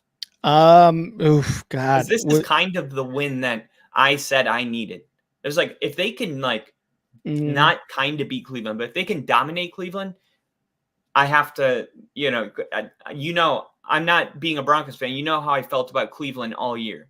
Yeah, so, that's true. I mean, you had him number 5, number 4 at one point during our top 5. Yeah. So you 100% looked at this game. Yes, it's without Deshaun Watson. Who cares? You're still going up against that defense in Myles Garrett and the rest of that Cleveland Browns defense, which is tops in the league. And what were you able to do? You were able to hang 29 points on them. One other thing that I don't think a lot of people are talking about in this game, third down efficiency, turnovers, fumbles lost. There were no interceptions, but fumbles lost, and third down efficiency. Denver was 42% on third downs. Cleveland was 15. Sacks. Denver only gave up 1. Denver sacked the quarterback 4 times. And then fumbles, the turnover, 3-1 in favor of Denver. Like, Denver was able to get the turnovers. They were able to get to the quarterback. They were able to stop them on third downs. You can look at the yards if you want in this game and be like, Russ didn't really perform. Did you have a 100-yard rusher? No, you had 164 yards on the ground between Russ, P. Ryan, and Javonte Williams, and I believe McLaughlin. Like, and even Marvin Mims had a 11-yard rush there, right? Like, just because one person didn't stand out doesn't mean that this was a complete team win. You hung 29 points on the fucking Cleveland Browns defense, and you did it in such a way where it was like, that is very impressive. Now, this next game against Houston for the Broncos is going to be huge. It is going to be huge because you saw what CJ Stroud did earlier to the Jacksonville Jaguars. You saw what they did just this past week against Jacksonville Jaguars in a loss, and you're seeing that CJ Stroud is throwing for 300 plus yards like consistently. The defense for the Denver Broncos, I think, will have a very, very good game against CJ Stroud. Is it going to be close? I think it's going to be close. What I want to see, to kind of answer your original question, I think this is a game in which Russell Wilson is going to have to throw for more than 134 yards, whatever it is he threw for. I think this is one where he has to throw for at least 250 and 2 touchdowns.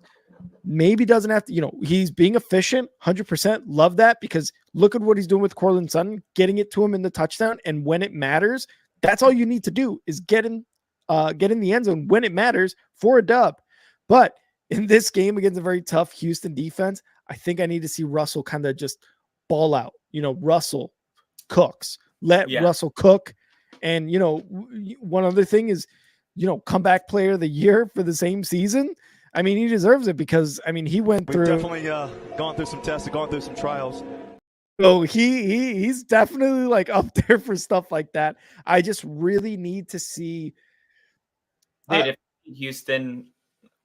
I need them to beat up Houston, man. I really need them to beat up Houston. And it's going to get into like, okay, Broncos 6 in a row. They just beat the Chiefs, the Bills, the Browns defense, and a Houston team that is like rock solid. Yeah, Broncos are for real. And it's a lot of change when you bring in a head coach. And it's like looking at the strength of opponent that they've gone through in that 5-game winning streak, and this is like, no, don't get greedy. But I can't help but think, oh my God, earlier in the season, dude, fucking dicking around with the Commanders and Raiders, losing to the Commanders and the Raiders, and almost losing to the Bears. Like, could you imagine, like, if the season started right now? Like, I think we beat the Raiders. I think we beat the Commanders. Like, who knows what Sean Payton could turn this ball club into next year? Like, this year we can't do anything about those 5 losses. And there's probably going to be 2 more. I hope not, but there's a chance that, that there's 2 more and they finish 10-7. Maybe that's enough to get in. But, what would really just be awesome is if Denver could just win out. Maybe they lose to Detroit, but they should be able to beat the Chargers, the Raiders, and the Patriots. But we'll see. Next week they play Houston, as you said. Cleveland was the 12th best run defense in the NFL. and Houston's the 8th. So it's going to be more challenging to run the football. I don't think that they need to change. Like Russ needs to cook. I think you got to just keep doing what's been working. Sure, you might have to air it out more because we were winning that whole game, so there's no reason to run or to pass. But might be a different game though. Yeah, we're winning every game. Russ is throwing under 30 attempts, right? Nathaniel Hackett. That's also true. Nathaniel Hackett had Russ thrown 48 times a game. Denver is a great running football team, and then they make you commit to stopping the run, and then they beat you at the pass. And Russ is proving that on key third downs and fourth downs and red zone. Denver is the most efficient red zone team in the NFL. What? Insane to think about from where they were last year. Exactly. It's all up, right? It's all on the up and up. And who knows?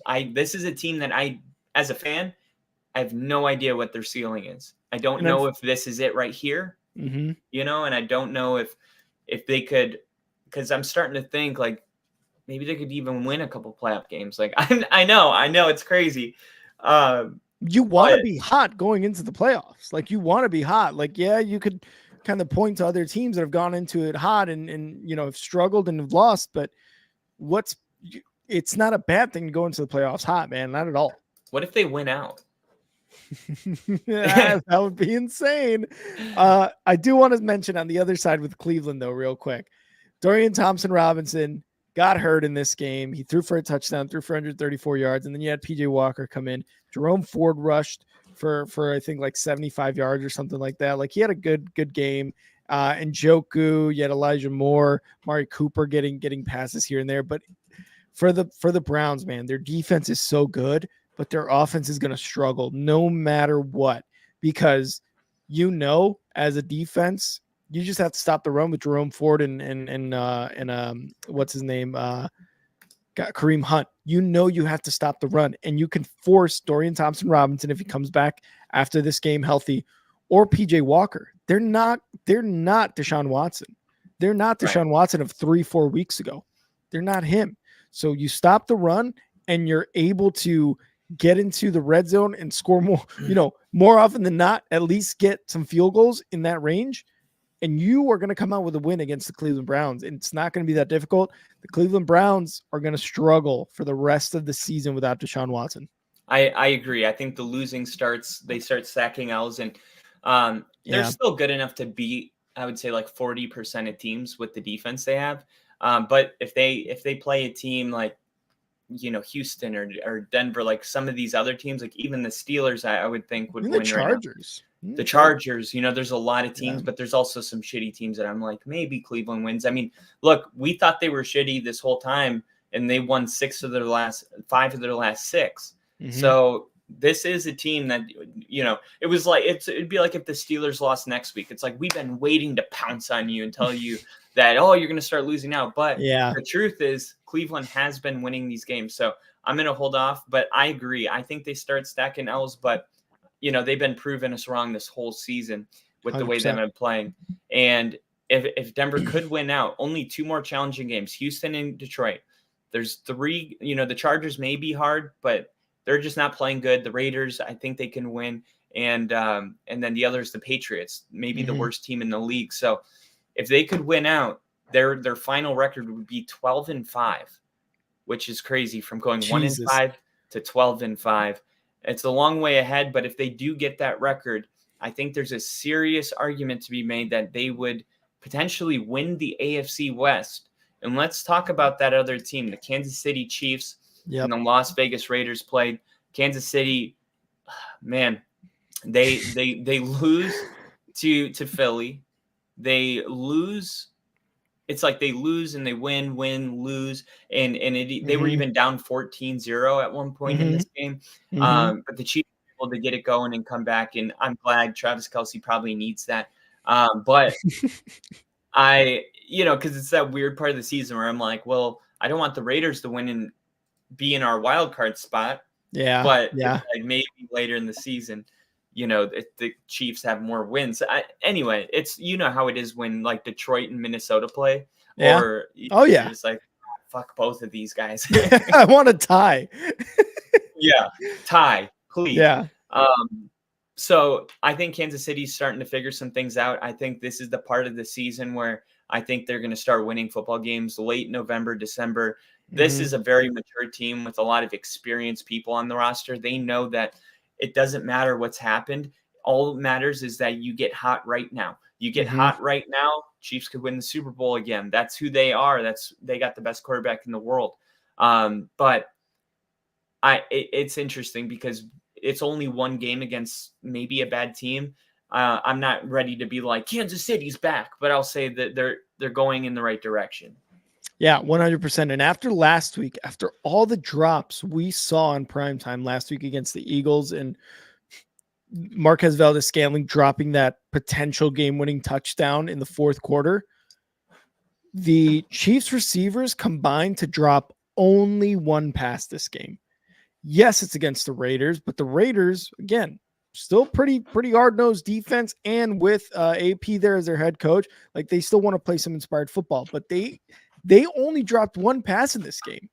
It was crazy because you saw, again, we criticized how many times the receivers have dropped passes, how many times receivers have fucked over Patrick Mahomes. And Patrick Mahomes, what does he say? I could have thrown it a little shorter to Scantling.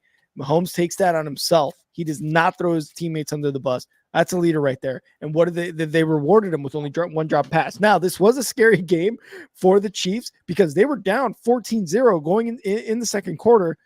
Luckily, Mahomes and this team made up for the first half struggled because after that first half, they held the Raiders to 3 points in the second half. They ended up winning 31-17. You got Pacheco rushing for 2 touchdowns. You had Rice catching a touchdown. You had Watson scoring a touchdown.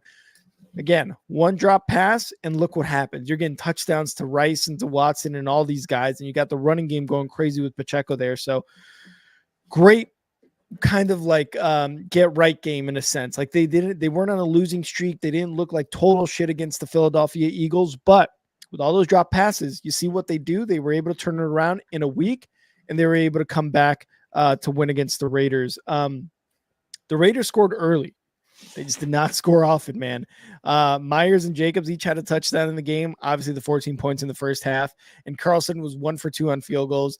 But again, the defense for the Chiefs, dude, they're so good. They're so good. We talked about the Chiefs not being able to score in the second half of games for like 3 weeks in a row or something like that. They made that happen to the Raiders in the second half. Only 3 points in the second half. This Chiefs defense, like we've said all year, is dominant when it needs to be, and that's going to be huge going into the playoffs for them. Huge. Yeah, couldn't agree more. Yes, couldn't agree more. I'm going to get that Nick Bosa voice just at any point in the podcast. I can go, couldn't agree more after you make a great point. That's going to be a good one to add to it. We'll definitely hear that like once every 3 weeks. Get it? Because I said I'll use it every time you make a good point. Wow. And that's the end of Only Football. Thank you guys so much. You guys can unsubscribe from the Just kidding. Don't do that. Please don't. Please don't. We need you. Yeah. All right. This next game, Rick, this next game was a game. Yes. And I said the whole time during the stream, because I know you had to jump off for a second, but everybody was like, Buffalo. And I'm like, the Buffalo will win. Now, Philly will win. One thing we can say for sure is that this is just kind of who Philly is, right? And they're very comfortable in these type of games. And at no point, they're so comfortable in these type of games that even as a fan, when they were down 14, I'm like, they'll be back. Yeah. They'll be back. And then even when Buffalo won the coin toss, it's okay. Philly will win the game. And they do. And it's like Buffalo kicked the field goal. Philly needed a touchdown. It's like, no problem. And I have my doubts about Philly a little bit sometimes. I don't know how good Buffalo is right now. They're a very Yeah. hard team to gauge. I think that they could win the Super Bowl this year. I just think it's a matter of getting hot at the right time. And I think Buffalo's the type of team that could be like, when the Giants won it, just, you get hot at the right time. And all of a sudden Buffalo beats a weaker AFC team. They get that momentum. And next thing you know, they're in the AFC Championship game and they got to beat the Chiefs. And who knows? So Buffalo is definitely a lot better since firing Ken Dorsey. They've improved drastically. And it's 100%. Just a shame that their effort is going to go in vain. This will not be remembered as, Buffalo made some really big strides. This will be remembered as Philly won. That's it. Fans might remember that they played close, but it goes in the loss column. So you could say that all the effort was in vain because they weren't able to close. And I just don't know how many losses Buffalo can afford to take. But this is, their hardest remaining game. So who cares? It's like if they only had one more loss to give, it's kind of like Green Bay. Like they can lose one more and they play the Chiefs on Sunday. So people people might think like if they lose to the Chiefs, it's over. But if Green Bay wins all the other ones, they're in. So we're at that time where a loss feels like it's backbreaking. But you just have to understand we're at the part of the year where most teams can afford one more loss. And I think this is Buffalo's one. They have to win the rest. And I think they can. That's a good I think they can. I hope they can too. I think they can win all those. I hope they can because dude, it's getting to the point now. We talked last season, only football season 1 about Joe Burrow and Josh Allen and how they had the rivalry and how Joe Burrow and the Bengals have his number, this and that, right? Josh Allen, everybody better be careful about saying the word overtime around Josh Allen because he has nightmares about that shit. He is 0-6 in overtime in his career. 0-6 in overtime. This is something that as a Bills fan, really, who has seen Josh Allen go from, a bad quarterback, someone nobody liked the first 2 seasons to being the guy who got them into the AFC Championship a couple of years, right? But overtime is his what do you call it? Is his Achilles heel. Is his kryptonite. Yeah. That's what it is, man. As a Bills fan, you did not want to see this game go in overtime because Josh Allen and the Bills in overtime, rough time. And it happened again against the Philadelphia Eagles. Jake Elliott made a game tying field goal. I think it was 59 yards in like the wind and the rain. And to credit Jalen Hurts and this Eagles team, to kind of like what you said, right? Like even though they were down 14, they're like, they'll be fine. After he made that game tying field goal, Jake Elliott, the camera panned over to Jalen Hurts and he was mad. Why was he mad? Because they should have won this game in regulation. He knew that kick was going to go in. He knew everything was going to be fine, but he's like, fuck, I wanted to win this in regulation. And that is just what separates some people because Jalen Hurts and the Eagles right now are looking like the Chiefs of the first few seasons with Patrick Mahomes. And even still, like what happened to Patrick Mahomes against the Raiders? They were down 14-0 in the second quarter, and yet they came back and destroyed them. That's what the Eagles did in this game. Jalen Hurts was pissed that they couldn't win in regulation, and they went into overtime, went all the way down the field, and guess who had the game-winning touchdown? Jalen fucking Hurts rushed it in. And the post-game interview, he was like, I could have done better. Our team could have done better. We could have done better, blah, blah, blah, blah, blah. He wasn't smiling. He wasn't happy about the win. He's like, you know what? We need to improve. With that mindset, man, the Eagles are looking like, man, they're going to be a fucking force to reckon with in the playoffs. And again, back to the Bills and Josh Allen. It sucks because you kind of fucked around in the beginning of the season, and we talked about it before. You had some losses that were kind of questionable, and you're like, the Pats, this team, you lost to this team. What the fuck? And now it's starting to come back to bite them in the ass. Kind of like what we talked about the Rams. Those wins they got early in the season, as not impressive as they were, they are coming back to be a plus, a pro into where they're at in the season now. what the Bills did earlier in the season is coming to bite them in the ass this week, today, as we speak, because like you said, if the Bills can win out, that's kind of their only option to get into the playoffs. And I can only hope they win because I love seeing Josh Allen and the Bills in the playoffs because they always have memorable games. But if they don't, man, it's going to be a very, very, very tough scene in Buffalo, especially with how Stephon Diggs has been the last couple of years. It might get ugly real quick if they can't win. Yeah, and I mentioned this before about how when there's like a contagiousness to success. Jordan Love's performance, Aaron Rodgers taking over for Brett Favre, Jimmy G coming in for Tom Brady, the receivers for Peyton Manning. This offensive line for Philly is the best offensive line in the NFL. Bill said it last week. It's not even close. All right. Yeah. So when Lane Johnson went down, this was a huge blow to Philly. Yeah. Huge. Yeah. So Jack Driscoll started for the Eagles at right tackle in place of Lane Johnson. Listen to this. He allowed 4 pressures on 39 pass block snaps, 10.3% pressure rate, after allowing 4 pressures on 14 pass blocking snaps in the first half. Driscoll did not allow a pressure on 26 pass blocking snaps after halftime. Damn.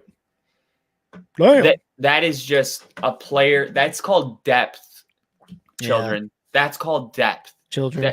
That is when... That is, yeah, I feel like a teacher. This is the definition of depth. when a guy comes off the bench and he has a day that looks like he's going to end up getting a contract maybe somewhere else. I don't know if he's under contract, but he's good enough to start. What a great performance from him, and being around that offensive line. I would expect that almost at every position. I mean, but he went a little above and beyond. Josh Allen has thrown an interception 8 consecutive games, which is currently the longest streak of his entire career. So things not so great in that department. Josh Allen needs to understand that he is making the game harder on him. We talk about how Denver doesn't need to do much to win, but no interceptions. Josh Allen doesn't throw that pick against the Eagles, the Bills probably win. And Josh Allen had a great game. He had a great game. And it just sucks that if he could just eliminate that one thing about his game, they'd probably win, like, I would say like 60% more of their games that they lost. Yeah, and maybe in overtime. And maybe even in overtime. So it's a bummer, but we'll see if that streak can get broken. Obviously, one that Josh Allen wants to be broken. Sunday Night Football, the Baltimore Ravens went and played the Los Angeles Chargers. We streamed the game here. The Ravens didn't look great. They did not. They did not. They're missing Mark Andrews, and it looks like a real problem. It was their first game without Mark Andrews, and they struggled. They struggled a lot. Jadeveon Clowney had a strip sack in the fourth quarter. That was a huge play that kind of sealed it for the Ravens. But this is definitely a game where the Ravens come away looking less scary than they were 1 week ago.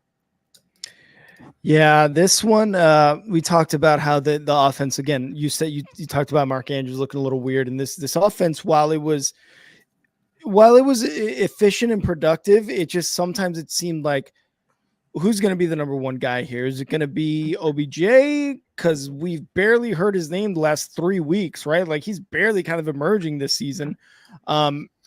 Or is it going to be Isaiah Likely? Is it going to be Rashad Bateman? Is it going to be what's his name? The rookie Zay Flowers?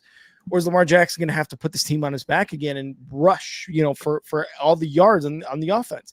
It's starting to become like, okay, yeah, you got some guys in the offseason, but really Mark Andrews continues to be this guy that is really the anchor of this offense. And it kind of showed, because what they did to Seattle, what they did to Detroit, they put up mad points on him, completely shut him down. And while the defense basically did this to the Chargers, the offense wasn't as impressive.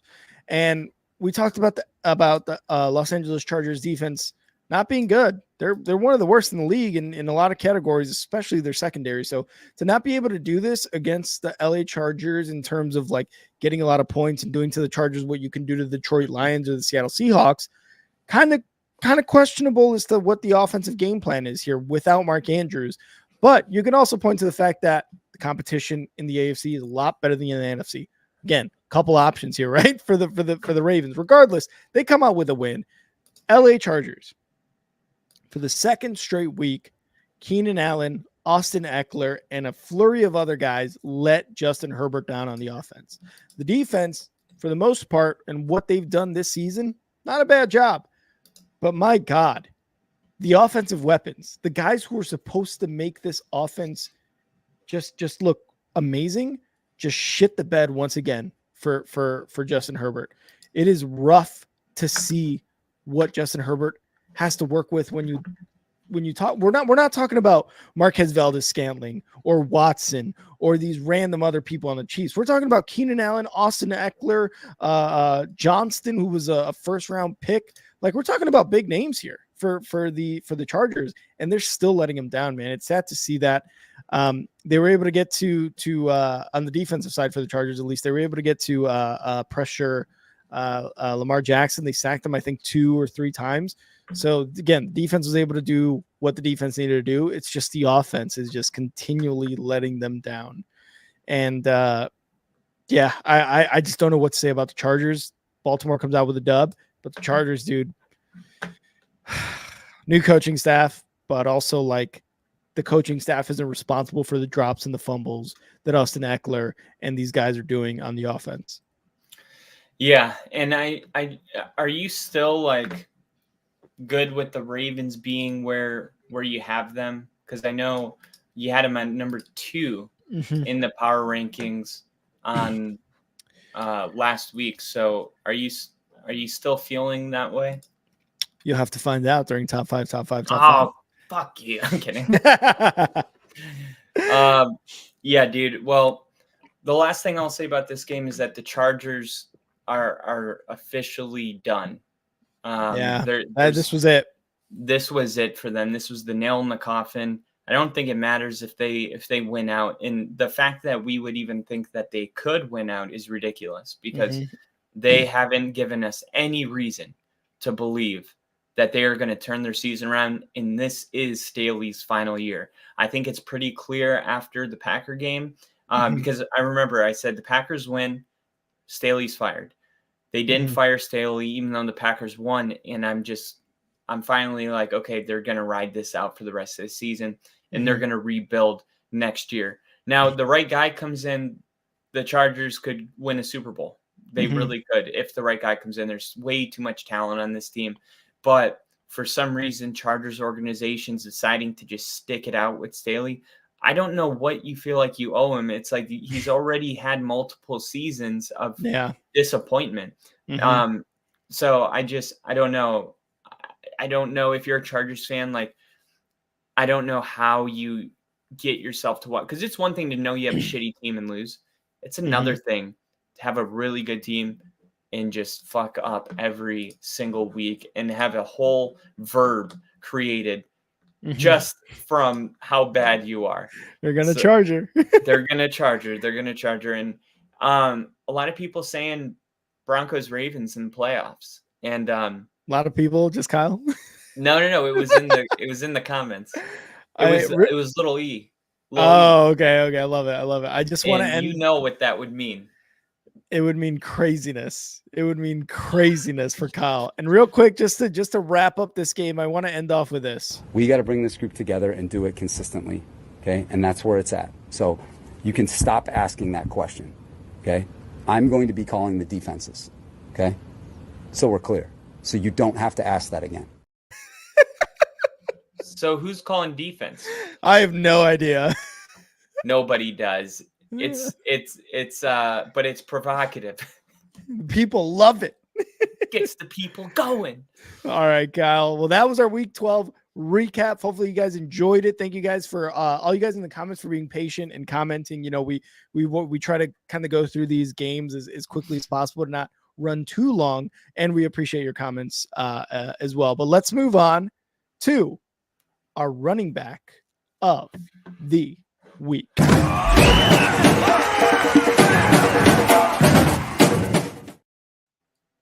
All right, Kyle. So running back of the week, if you guys are kind of new to the show or have been around, we pick a running back or running backs for this past week that really kind of wowed and more or less went above and beyond for their team or just really had some good games. So Kyle, would you like to go first or do you want me to go first?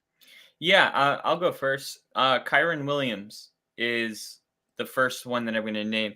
A big part of the Rams dominating was Kyren Williams having the kind of game that he had. He had 38 fantasy points for you guys that play fantasy. It is absolutely insane. 143 yards on the ground, 16 carries. 143 divided by 16, 8.9 yards a carry. Just completely dominated the game, and it didn't stop there. He was targeted 6 times, 6 receptions. He caught every single target, almost added an extra 100 yards. He had 61 yards receiving. Damn. And why don't we just throw in not one, but 2 tugs on top of that? 2 receiving touchdowns for Kyren Williams. Clearly, FedEx's ground player of the week is going to be Kyren Williams. Oh, 100%. And he earned it. 100%. My running back of the week is going to go to Bijan Robinson of the Falcons. They came away with the dub against the no longer division leading New Orleans Saints. He had 91 rush yards, 1 touchdown, and he also hauled in a couple of passes for 32 receiving yards and a touchdown. So Bijan Robinson, the focus of the offense for the Falcons in this game against a division opponent, which shouldn't be like a wow stat. It should be like, yeah, Bijan Robinson is a fucking stud. So keep doing that. Yeah. And speaking of keep doing that, I got the number 1 running back in the NFL. And I'm going to continue to shout him out. Christian McCaffrey is better than every running back in the NFL. And I don't think it's particularly close. I don't think there's a close second. I know Derrick Henry's good. I know Jonathan Taylor's good. I know there's a lot of good backs in the league. CMC's better than all of them. And he is better than all of them, dude. Like, I watch him run the football, and I watch a lot of football, right? It's kind of mandatory on the channel. Of course. And there's just no other running back that when he gets the ball and there's nowhere to go, somehow patience mixed with extreme ball carrier vision, mixed with elusiveness, mixed with speed, and the power to finish. It is a beautiful thing to watch. Christian McCaffrey is the best running back in the NFL. He had 19 carries, 114 yards, 5 receptions, 25 yards, 2 touchdowns. Just another day at the office for the greatest running back in the NFL. Love it. Love it. CMC just continues to be a fucking workhorse. And another workhorse who is not on the same level as CMC, but was once very feared for like a few seasons there in a stretch. Derrick Henry. Derrick Henry, 76 rush yards and 2 touchdowns this game for the Titans. And again, the stats don't necessarily just jump off the page, as people say, but what happened to Derrick Henry once he was able to get all this done?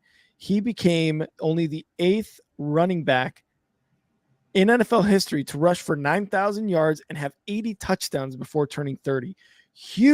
Huge accomplishments by Derrick Henry and what he's done in his career. It's sad to see that the Titans really only had like 2 good years there, that they went into the playoffs, and he really wasn't able to make a difference, I would say, in those games or in his career to get to a Super Bowl. But he's going to go down in history, man. He is going to be one of the best running backs in this era. And I mean, you just look at him and you're just like, yeah, he's a running back of the week, if not running back of an era. Totally agree. He's 100%. He's going to win all decade. 2010 to 2020, he's going to win. And real quick, this comment, Jinja, love it. I'm sorry you had a bad day. All good on the commenting. See you again Thursday night, Jinja. And your Colts are doing well, man. Colts are doing well. Every storm runs out of rain. You're in my thoughts and prayers, Jinja. Always. Kyle, did you have another running back, or did you cap it at 2? I capped it at 2. Same. Okay. So now we've got probably the best segment I think we've created here on Only Football. Kyle, it's time. Top 5, no debating. Top 5, top 5, top 5. Top five, top 5. Kyle, top 5.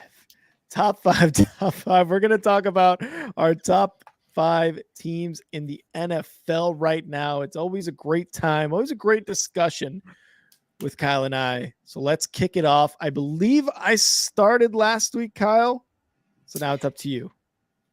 I'm gonna start something new on top 5. I'm not gonna go into it. I'm not gonna elaborate on it, but 7 and 6 are now gonna be my honorable mentions. So number 5, I have the Jacksonville Jaguars. Honorable mentions, the Broncos and Texans, which means they're knocking on the door. Jacksonville's playing really good football. I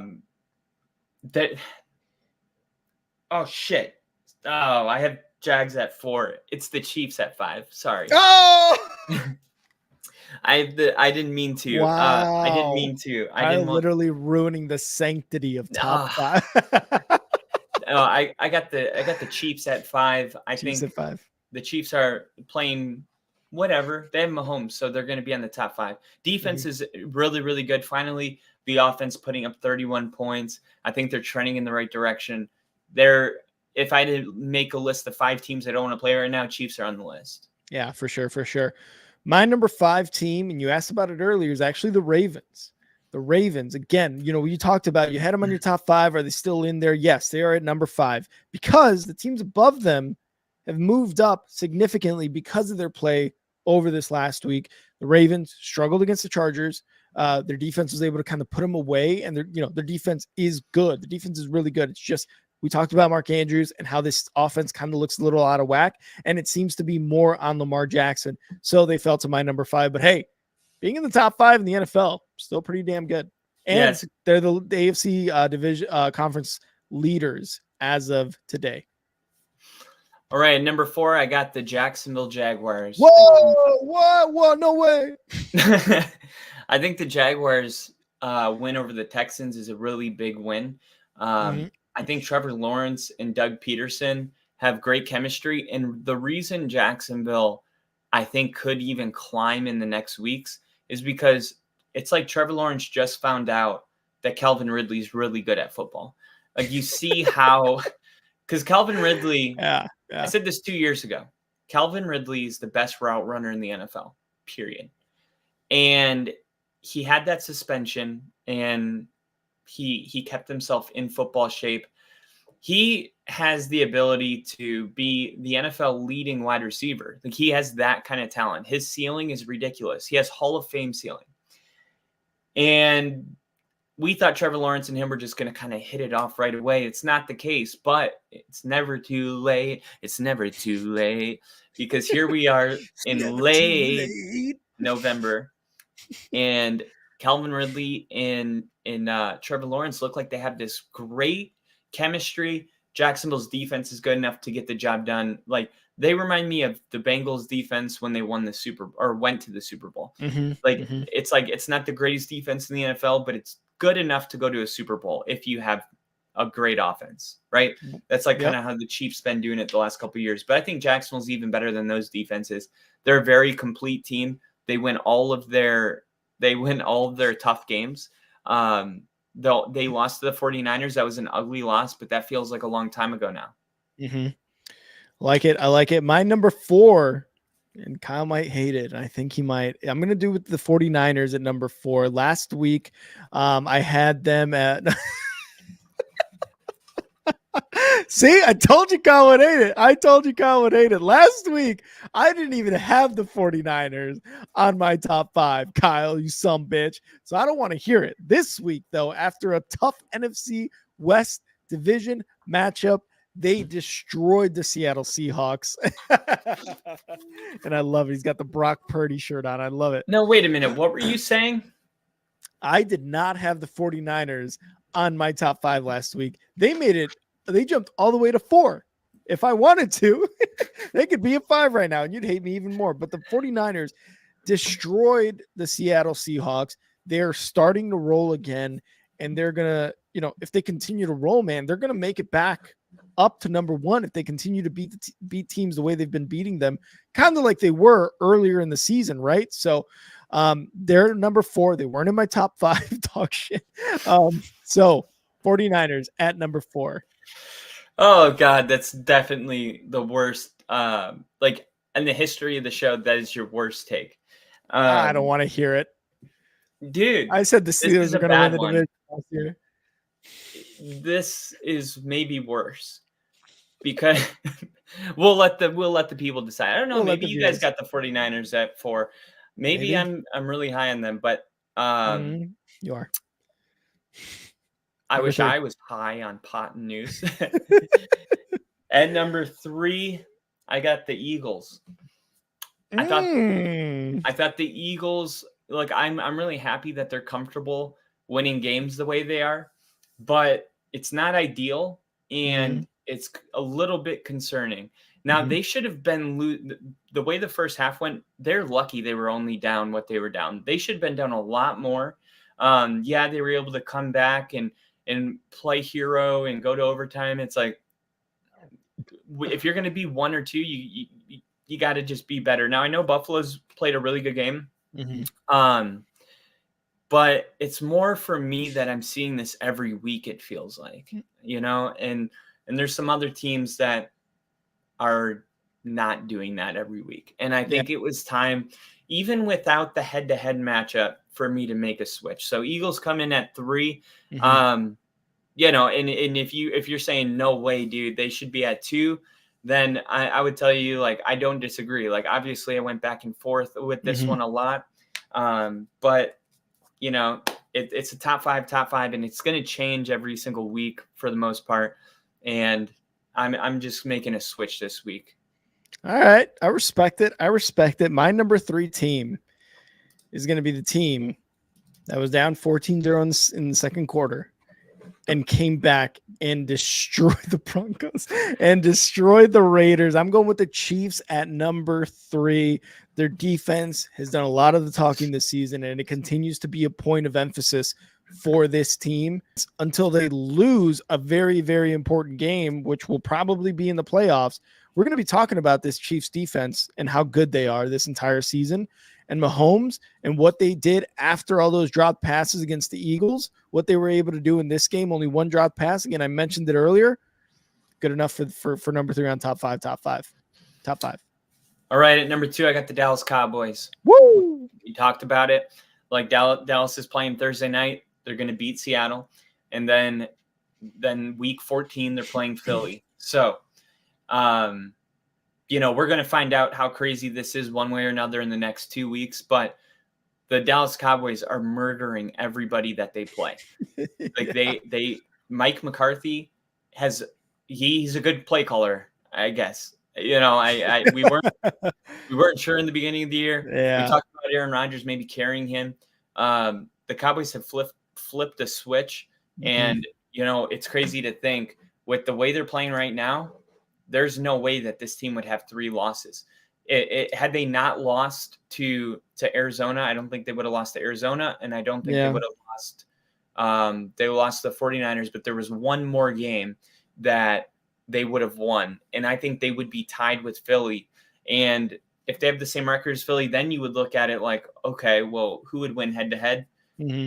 Right now, I'm not sure, but the game will be in Dallas in 2 weeks, and me putting Dallas at 2 probably gives you a hint of who I think wins that game. The Broncos, yeah, for sure. My number 2 is also the Cowboys. I've also got the Cowboys. Rick agreed with me. Boo! What a piece of shit! What a follower. No, I for all the same reasons you said, man. The way they've been playing, the way they've been murdering teams. It's just that now it's starting to get like now they're going to play Philly, right? They've been able to beat the Commanders, and they've been able to beat the Giants, and they've been able to just demolish the Giants, by the way. Sorry, Bill. But they're going to get to play Philly now, and these games are going to be very crucial to how we view Dallas and the Cowboys going forward, going into the playoff picture. They're going to be very crucial, but Dak has been playing his ass off. The defense has been playing their ass off. CeeDee Lamb, even Brandon Cooks has been doing really well, and we talked about Brandon Cooks pretty extensively over the offseason about how he can't stay in certain places under certain coaches. He seems to have found a fit here in Dallas under Mike McCarthy. We'll see if that happens. Either way, Mike McCarthy in that offense rolling right now. Cowboys are number 2. All right. And number 1, I got the 49ers. I think the 49ers are the best team in the NFL. I don't really know if I mean, we're going to need a head-to-head game. It's the NFL. I think if 49ers play Dallas or Philly, I think all three, no matter how you combine those games, they're close games. I would just feel like San Francisco is just so much better, man. Like they are legitimately, they've been back for a while now. They destroyed the Jags. They flipped the switch, and Seattle never had a chance to win that game, dude. Seattle's not a bad team, but the 49ers are a great team. I don't think this is even an argument. I know it is because you don't have them at 1. Yeah. But I really feel that I'm surprised that we didn't agree on this. I'm surprised that the 49ers are so high on my list. And, you know, we've had times where like I got them at 1, you got them at 2, or I got them at 2, you got them at 3. But we're pretty far apart in this one. You got the 49ers at 4. Yeah. And I got him at 1. So I'm intrigued to know you're number 1. But Brock Purdy is playing really good football. The defense is playing great. McCaffrey, he should be up for MVP. He should be up for MVP. I agree. They're airing it out to Brandon Ayuk, and Debo's running the ball again. Like they had a lot of designed runs with Debo. Once they acquired CMC, they kind of slowed down with Debo runs. Debo was running a lot. They're getting everybody involved. George Kittle's one of the best in the league. Like the 49ers can win the Super Bowl this year, and I think they should actually. So my number 1 team, and I think it's the Eagles. They're 10-1. They're the best team in the league record-wise. I will admit to that. Record-wise, they are the best team in the league. They've beaten so many good teams. They've beaten teams in the AFC. They've beaten teams in the NFC. And they've beaten them, minus the Jets, which, Jesus Christ, they would be undefeated right now in week 12 if it wasn't for the fucking Jets. But they've beaten a lot of teams. And while it's been close, they've beaten the Chiefs, they've beaten the Bills, they've beaten not the Bills, or not the 49ers, the Bills, the Chiefs, they've beaten the Cowboys, they've beaten on their division. And next week, they're going up against the 49ers. So my 1 is going against your 1 next week in week 13. So that's going to be a very good game. I don't necessarily I don't hate the way they're winning. It's very reminiscent of the Vikings last year where you're like, how the fuck are they at 13 wins when they've been outscored or when these games have been by 3-4 points, right? I can see why that's worrying. The thing is, right, like with Jalen Hurts, the way his mind is set, the way this team is, you go into the games and you kind of said it, which is the feeling across the league, I think. Even if the Eagles are down 2 scores, it's all right. We still got an entire half to play. They got booed going into halftime this past week against the Bills. And what happened? Jalen Hurts came out and absolutely annihilated the Bills in that second half and in overtime, right? They found themselves in a situation where they needed to kick a field goal to get in overtime, but still, it was like you saw Jalen Hurts on the sideline just be pissed that he couldn't win in regulation. I can see why the worry is there about these are close games, but I kind of like it because when you look at the competition they've had, they go into the playoffs, they got to beat the NFC teams, and they, go into the Super Bowl, they can beat an AFC team in the Super Bowl. They can continue to beat AFC teams the rest of the season if need be. I'm going with the Eagles and the way they can just kind of crawl and kick and punch and just, claw their way to these wins. I like the resiliency. Yeah, no, I mean, they're the best record in the NFL, and they're winning most of their games. So, I mean, they're definitely that game is going to be insane. The Eagles and the 49ers. And this comment from Bill, I wanted to say I addressed this actually last week because I talk about how the NFC is not good, and then like Bill says, 3 of the team on your list are NFC teams. This is the best way I can say it. 1 through 3, like if you take the NFL, not AFC or NFC. The top 3 teams in the NFL are in the NFC. Then there's a huge drop where the maybe you could say Detroit, right? Yeah, One, yeah. but then there's a huge drop where you get to, Commanders and Giants and Bears and even the Vikings right now, like the Cardinals and even the Seahawks aren't that great right now. So with the AFC though, you don't have a team in 1, 2, or 3, but if you go from 4 to 15, load that bitch with AFC teams. Yeah. You know what I mean? 100%. And that is why when you look at the NFC, there's a team that is 9-1, 10-1. There's a team that's 9-2. There's a team that you go to the AFC, everyone's 6-5. You know what I mean? Because if the NFC was a division where the Cowboys were playing a team like Philly or like the 49ers every single Sunday, which is what the AFC is. Yeah. And not like they're not that great as those teams, but when we're talking about just level of competition, it would be equivalent to that. So you got, the Steelers playing the Browns. You got the Browns playing the Broncos playing the Texans, and the Texans playing. Competition is ridiculous. The competition's ridiculous. So yes, the best 3 teams in the NFL are in the NFC. However, the AFC is 4 times more challenging. Now, if you're talking about winning the Super Bowl, maybe, or getting to the Super Bowl, you can make a realistic argument that's harder for a team in the NFC that's not named the Cowboys, 49ers, or Eagles to make the Super Bowl, where in the AFC, it looks like anybody could rise up and get it. So anybody could really get it in the AFC, but there's just so many teams that we don't like. The amount of teams in the AFC that could do it is a lot longer list than the NFC. Yep, and you heard it here first. Kyle quoted, "Anybody could get it." So anybody could get it. Anybody could get it. So what you're saying is the AFC is all mid. Got it. No, they're all great. They're all good. Oh, they're all 90 overalls. Right? Yeah, they are all 90 overalls. Yeah, really, when it gets to it, and thank you for that comment, Bill, because it does kind of like get weird when we do talk about it and we're like, well, yeah, the NFC, blah, blah, blah, blah, blah. Oh, by the way, top 3 teams of our top 5 NFC teams. No, and that's exactly what Kyle said is correctly. Like 1 through 3, like those top 5s, 3 of those are NFC teams, and you still got the Jags there for me, that 6th, 7th team that is still loaded really when you look at it with AFC teams. But after that, it's like Broncos, it's like fucking Colts, it's Steelers, it's Browns, it's all Ravens, it's all these teams, and you're just like, okay, well, when's the next time an NFC team is going to get? Oh, not till 15? Okay, you know what I mean? Because we got Arizona Cardinals, we've got the Panthers, we've got the Bears, we've got the Giants. Sorry, Bill.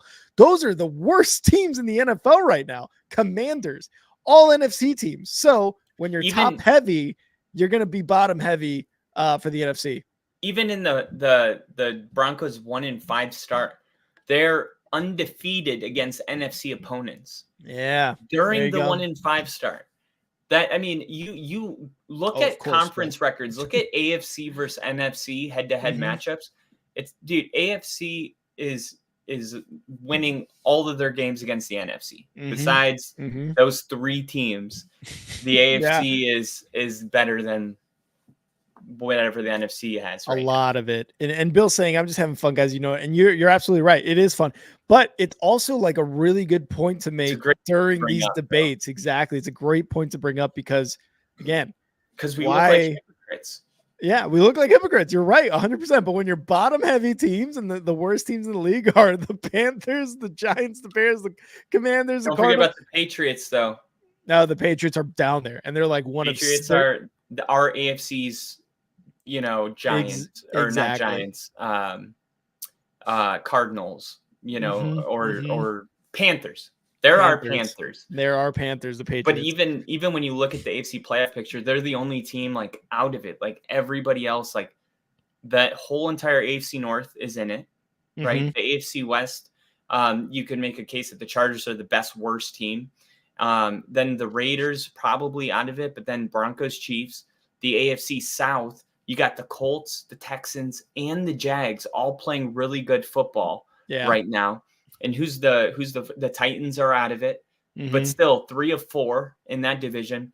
And then Yeah. you go AFC East, you got Buffalo and Miami Dolphins, and the Jets and the Patriots. Jets and Patriots are the only 2 out of it. So even Mhm. in the worst division, 50% of the teams are playoff teams. You know what I mean? The AFC West or the AFC East.